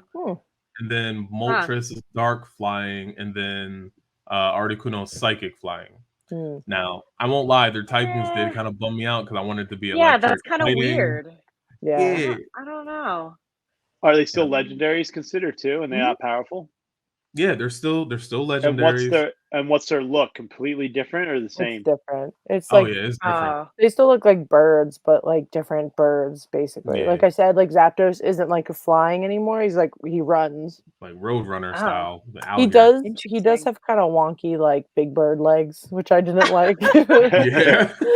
They kind of did my boy dirty and going back to moves, you could also do type evolutions. That too. Yeah. Well, you know what I mean? What do you mean? So, like, for example, going back to like what we were talking about, EVA evolutions is like Zapdos changes to Steel. Yeah. You know what I mean? Mid battle and such like that. Oh, okay. So I think that's part of like what crystallization is going to do too with the new game. Like it's not like an evolution. It's like, oh, here's this new little. But it's like a temporary thing. Yeah. Okay. A temporary power up. Yeah, but like to have it officially happen, like that'd be cool. Like. What? I don't know. I feel like is there a counterpart to Mega Evolution? Is it just like, or maybe it's just more at Mega Evolution Pokemon? Like, I feel like that would be cool. How can you have much more? I would like How can you have more? I would like to see more Gigantamax where they become like you said, like another evolution almost. Like Blastoise becomes like this like war machine like thing, and like beautiful. I think those are really cool. When I discovered that they were a thing, I was like, let me go look at what they all look like because that's awesome. It's like Super Saiyan variants pretty much of Pokemon. Yeah, exactly. It's just like how more dope. Exactly. Like Mega Evolution Super Saiyan Gigantamax is like going like the full grade ape. It's like that's what it was like. Yeah, bring that shit. Yeah. It was dope. I think I would want to see that for all Pokemon. You know, they always specify Pokemon they do like these super forms for, you know, either it's legendaries or it's like fan favorites. But I think that all of them should have that ability. Would be interesting seeing, like, for example, Machamp. I'm surprised that they don't have like a super evolution of Machamp. You know what I mean? That's a perfect example. Yeah, he's like a good, you know what I mean? He's like one of the strongest fighting type Pokemon, and they don't have that. Or even, I mean, I know they've done evolutions, what, Hitmonlee and Hitmonchan, or not really? No, they did Hitmontop. That's it. Yeah, it's just that's what I mean. Okay. Yeah. Like even having like a fighting in general, like all fighting types to have another type of evolution, like a super, you know, fighting version. Like I think that's a good evolution line to like start with, like just with the whole martial arts background of all of us is like, yo, so you have Tyrogue, right? He's a college wrestler. And then he legit, like you see the stance, he's getting ready for a takedown. So then he evolves into a boxer, a kickboxer, or taekwondo specialist, or a capoeira specialist. It's like, but what if he evolved into a different grappler? What if he evolved into, like, you know, Hitmonlee is by no means like Muay Thai. What if he evolved into like a Muay Thai specialist, or someone that is like, we know we have the luchador Pokemon, but what if he evolved into like a luchador Pokemon like a Lucha? Like, there's definitely areas to build off of that with the Tyrogue line too. So and then I am surprised Machamp doesn't have a Mega Evolution, but they gave him a Gigantamax. That was really cool. I thought that was dope. But he deserves a Mega Evolution. Like, he's a incredibly strong Pokemon. Pro bodybuilder, like in the Pokédex says he can lift up like boulders like the size of small mountains. I'm like, nah, that's too strong. Like, how does that not evolve? Is this it? Like, that's fine. But I wonder if they could do. Oh, sorry. I'm sorry. Go ahead. Go ahead. I was just gonna say, I wonder if they could do, like, you know how you can find different moves for Pokemon, or like they give them to you sometimes, or if you could buy something where it's like, okay, you can give like one move to a Pokemon that wouldn't normally learn this specific move, or I don't know if it was like a special thing, or like they you had to do something to get it, and then you could teach anything, like one special move that doesn't necessarily go with what type it is, or well, isn't that kind of like cut crazy and stuff like that, like the TMs you buy? But I mean, like you could give like some random move Yeah. that you can't teach a leaf Pokemon, or like like it's not normally in there. Like a leaf Pokemon Yeah. can learn like Fire Blast or something. yeah, and not make it like an unlimited thing, or like maybe get like a special thing that you have to like earn it or like do something to win it, and then I don't know. I feel like that would be sick, but like a stipulation is you have to have max friendship. Like I feel like it's not going to learn a move that's not in its That's actually a good point. originally Yeah, without max friendship. Yeah, like that would be sick. Like there's a lot of like cool shit out there. Like also, well, no, he has a mega evolution, but he's still like the same. Like there's a lot when it comes to dragons in the Pokemon world, and a lot of them just having a lot of different lore and the energy that comes with them. Surprise, surprise, Gyarados still isn't a dragon, although it looks like one. I should really doesn't have any wings. make my boy a dragon. Eastern dragons don't have wings. Eastern style dragons. Yeah, that's true.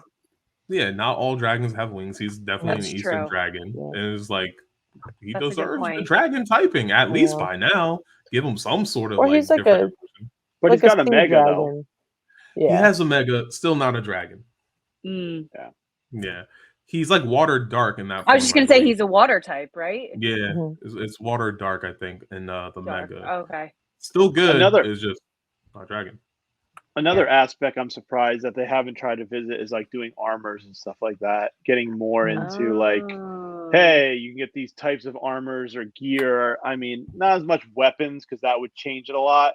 But well, they do that in Unite, or not weapons or not gear, but like you can buy like skins for them in Unite. Like they're always making skins that you can buy in like the store or whatever. I never get the skins, but that is sort of. But they don't do anything. They don't do anything with stats, right? Yeah. No, it's just like fucking clothes and like weird shit.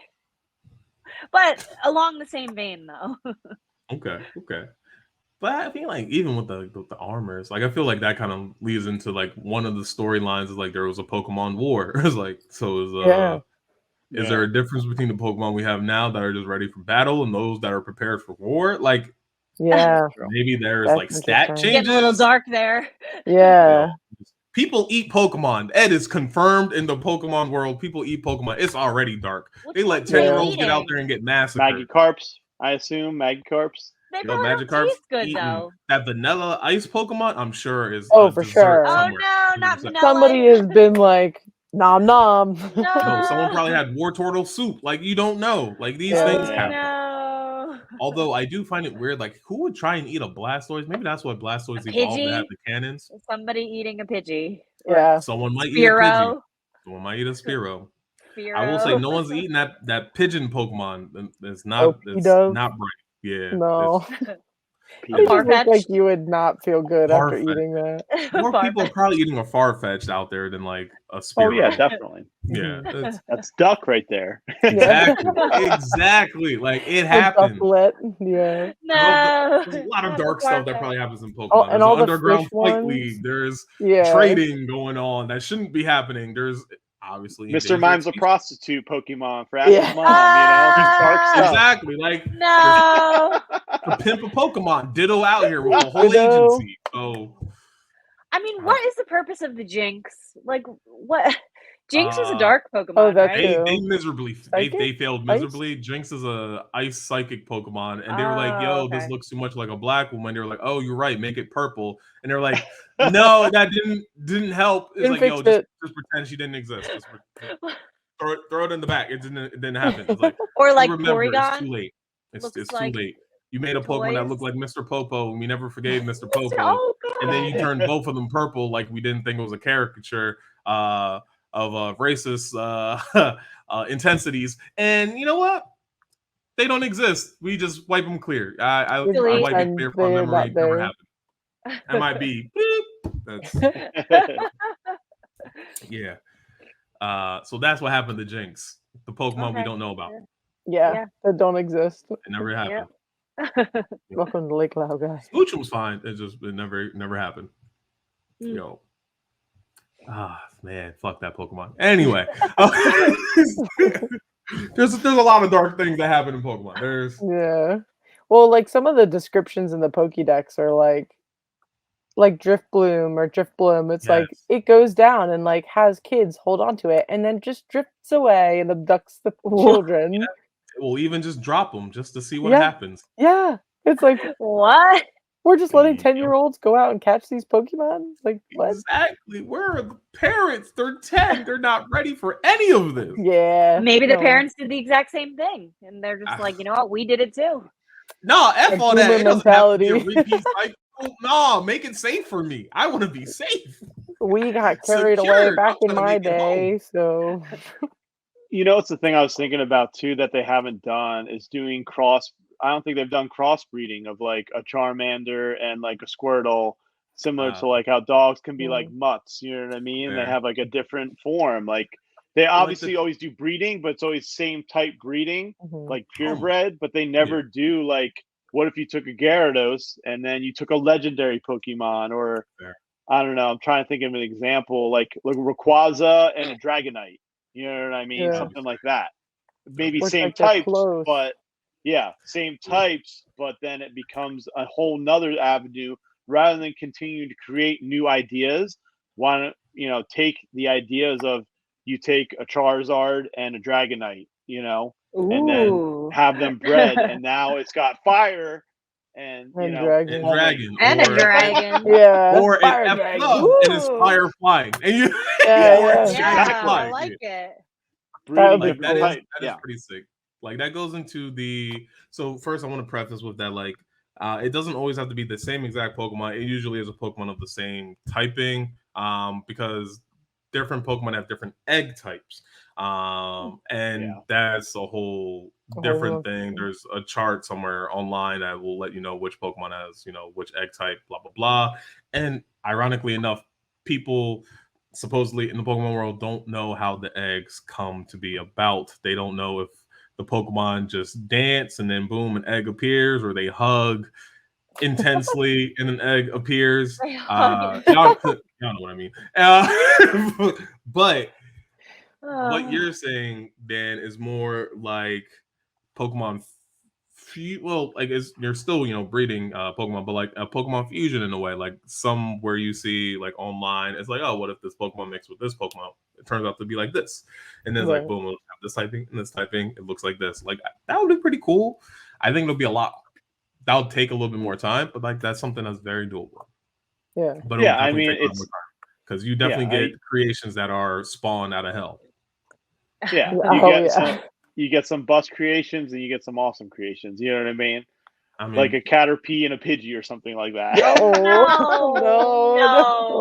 Beedrill and Butterfree. You know what I mean? No, that would be cool though. That one might be that cool. would be better. Yeah, but I'm just saying, it's like, you know what I mean? It's like different dog breeds. The Pidgey's gonna eat the Caterpie before he gets. Exactly. You never know, man. You never know. No, it's not breeding. That's Pidgey eats Caterpie. Pidgey and a Caterpie love each other very much. You never know. The power of friendship.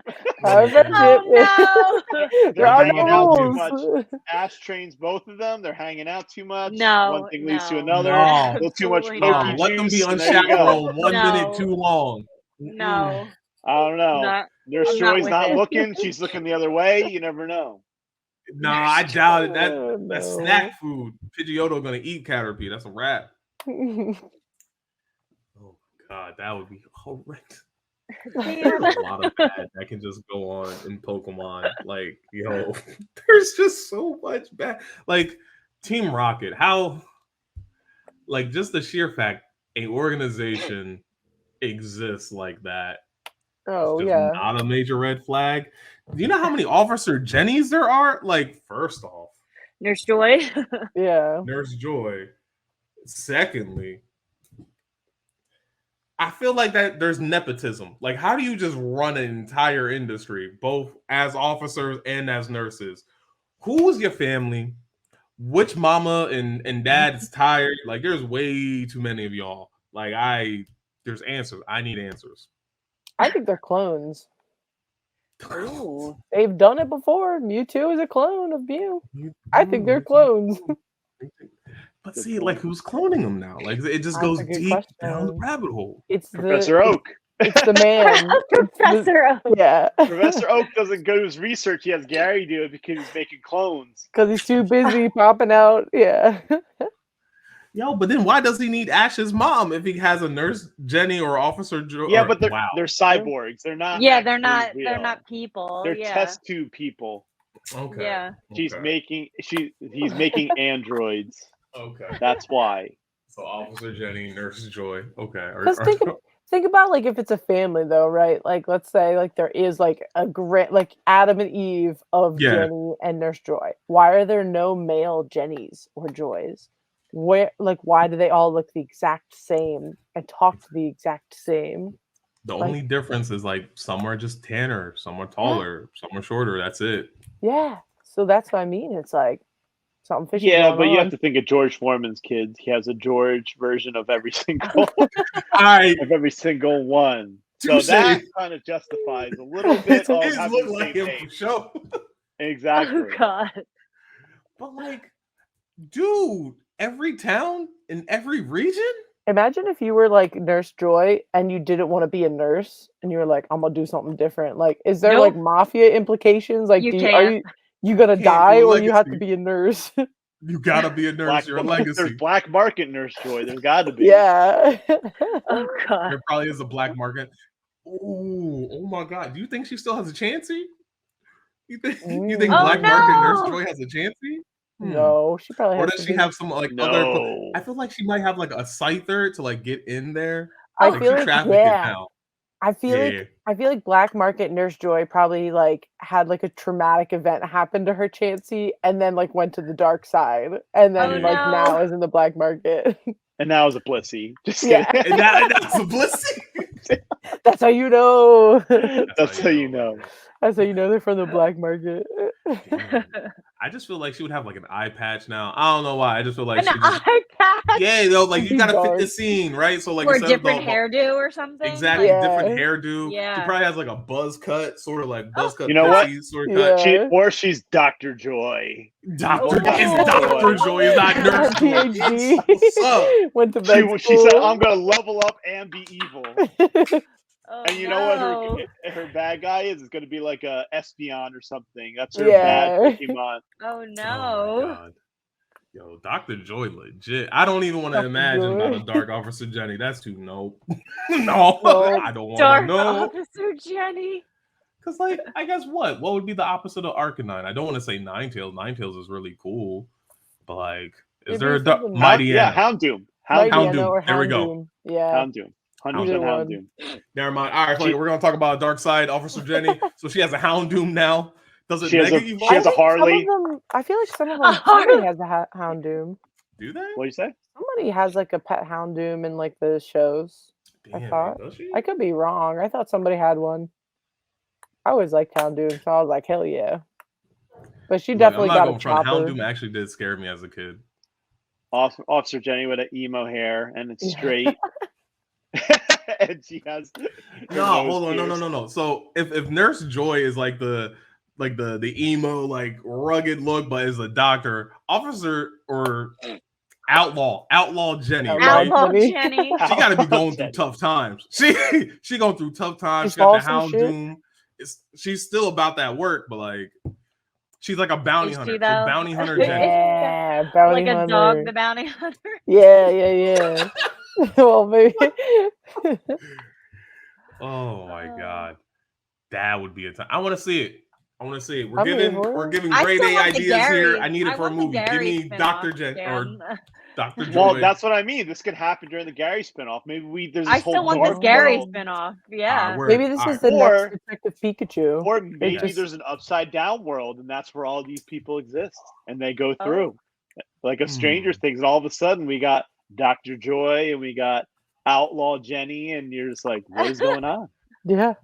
Is Ash ever gonna get like a girlfriend or something too? Like, is that ever a thing? Like, can he? I feel like he had a couple of interests. It's just never really panned through. I mean, he's also 10. Like, I don't know what to expect.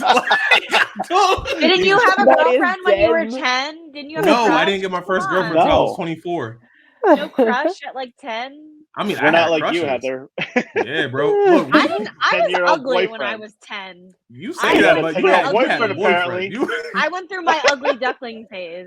You're macking. I don't know what you're talking about. You were macking since a young age. Wait, what grade are you in when you're 10? I don't know, but you probably had a boyfriend. 4th grade? No, it was fucking awkward central. Like, not talking to boys. That's You're probably 5th grade. Yeah. You're like 5th grade. Oh no. It was like glasses, braces, like caterpillar eyebrow, like no. You're solid. Yeah, it was bad. Got you. Yeah, like I feel like he was close. What's her name? Dawn. I feel like he was close with Dawn. I think that was in Sinnoh. Maybe May in the Hoenn region. Obviously Misty. Like we know Misty. Yeah, but how is he gonna have a relationship if he's on the road all the time? He's a road warrior. You know what I mean? Like, unless they're with he doesn't have a home. Together. Papa was a Rolling Stone. Together. I get it, but at the same time, like I said, he doesn't have a home, and like Brock has 100 kids that are like he just leaves at home with the brother and he just pieces out. And then let's put respect on Brock's name right here, right now. He was a single dad because didn't have mom, rest in peace, mom, or I think she left. Either rest in peace or she left. And his dad wanted to continue to be a Pokemon trainer. But here's the fucked up part, though. Here's the fucked up part. His dad was literally outside the house like every day, right? He wasn't too far from the house. He just saw what Brock was doing, taking care of all these damn kids. And not only that, his dad, he didn't tell Brock that he stopped pursuing his Pokemon trainer and Elite Four career, right? He didn't, pursue that anymore. And he was literally just on the outskirts of Pewter City selling rocks. Yep. Actual rocks. That's terrible. Rock is black, so let's use that as a metaphor. This man out here selling rocks. I can't. That's awful. Brock was at home taking care of all these baby ass kids by himself. These badass kids.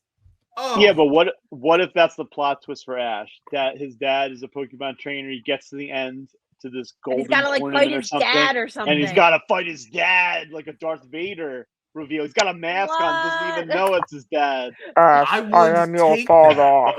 It just has to be epic. I would take it. It has to be epic. One time for Brock, though. You deserve better. Anyway. Yeah, agreed for Brock. Oh, poor Brock. Brock, the true hero of the story, taking care of all his siblings.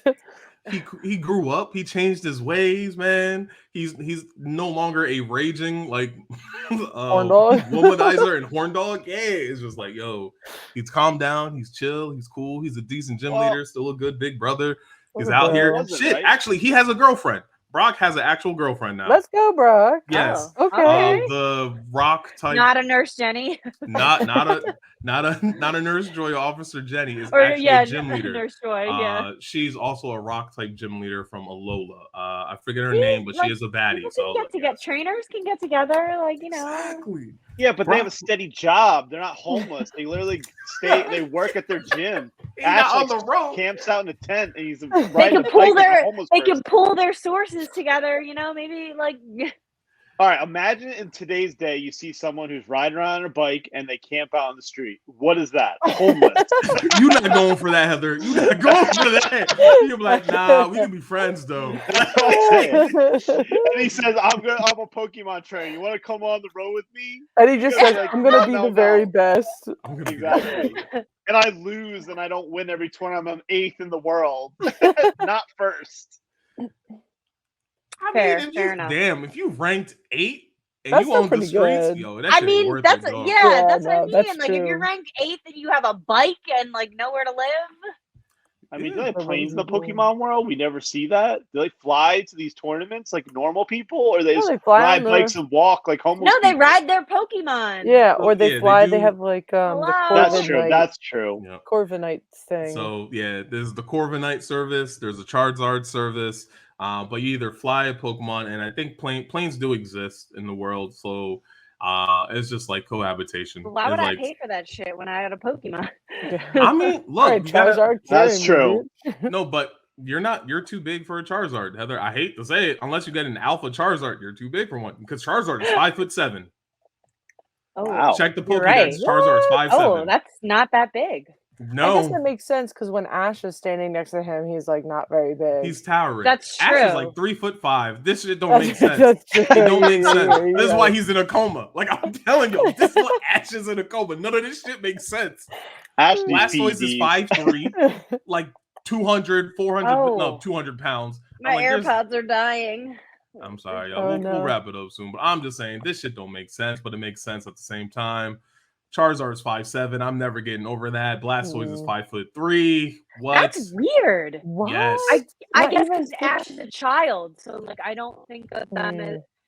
Exactly. But like when you watch the show, like, yeah, I guess you're right. Exactly, but also I guess you can't they get are on a pocket Charizard. monsters. Yeah, they are pocket monsters. Yes, So that's very good. Yeah, that's Good true. point.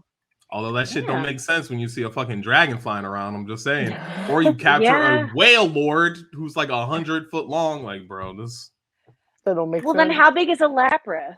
Because like people ride around on those. I'm gonna look that up for you right now. Yeah, now I'm kind of curious. So then, what would you fly on? You'd have to fly on. Yeah, I guess the Corviknight is big enough, but like probably legendaries are probably huge, right? But I guess we don't all have a fucking Lapras makes legendary. sense. Lapras makes sense. It's big, but not like as big as you would think. Lapras is 8'2". Okay, that's all right, and it is 485 pounds. Okay, that's definitely normal doable. Lapras. Now, if you get like a Gigantamax one, it's a whole lot bigger. So then you're better off. Yeah, that's like your cruise ships is like a big ass Lapras. Yeah, exactly. The regular Lapras is a single person ride. That's that's it. Like no one else is getting on there. No. Shit, Lapras probably wouldn't even let me. If I had a Lapras, would be like, nah, bitch, you too big still. The fuck? I'm sorry, but no. So I would have to catch like an alpha anything, and if I was gonna ride, that Pokemon, like whatever it is. So yeah, but Pokemon are deceiving. Like I said, Mewtwo literally is 6'7". Strong though, like you could just be like a short king, but like. Yeah, but this makes me think I could literally just box with some of these Pokemon. I can go into the wild, I can throw hands, I capture it on my own strength.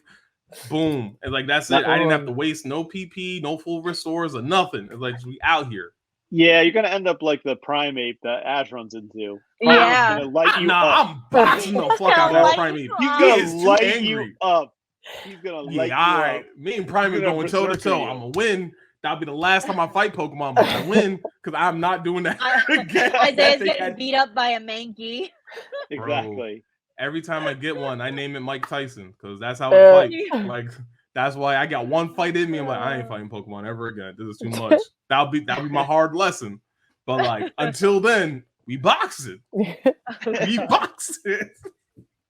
I ain't wasted none of my Pokemon PP, none of the full restores, no potions, no poison heals. It's me in these hands versus you and your moveset. What's it gonna be? That's how I feel about those like basic ones like Rattata and like Caterpie. Oh god. I'm building my experience up too. Like what's up? Yeah, exactly. Nah. Yeah, I could take a shit, then I get hit with a hyper fang. I'm crying. Pardon. Like, oh my leg. My leg. Any bug Pokemon Heather would lose to. I'm hiding behind Jess. I'm hiding behind Jess. Hide behind me. I got it. Oh God, like, ew, I want to catch it, but it's a bug. Yeah.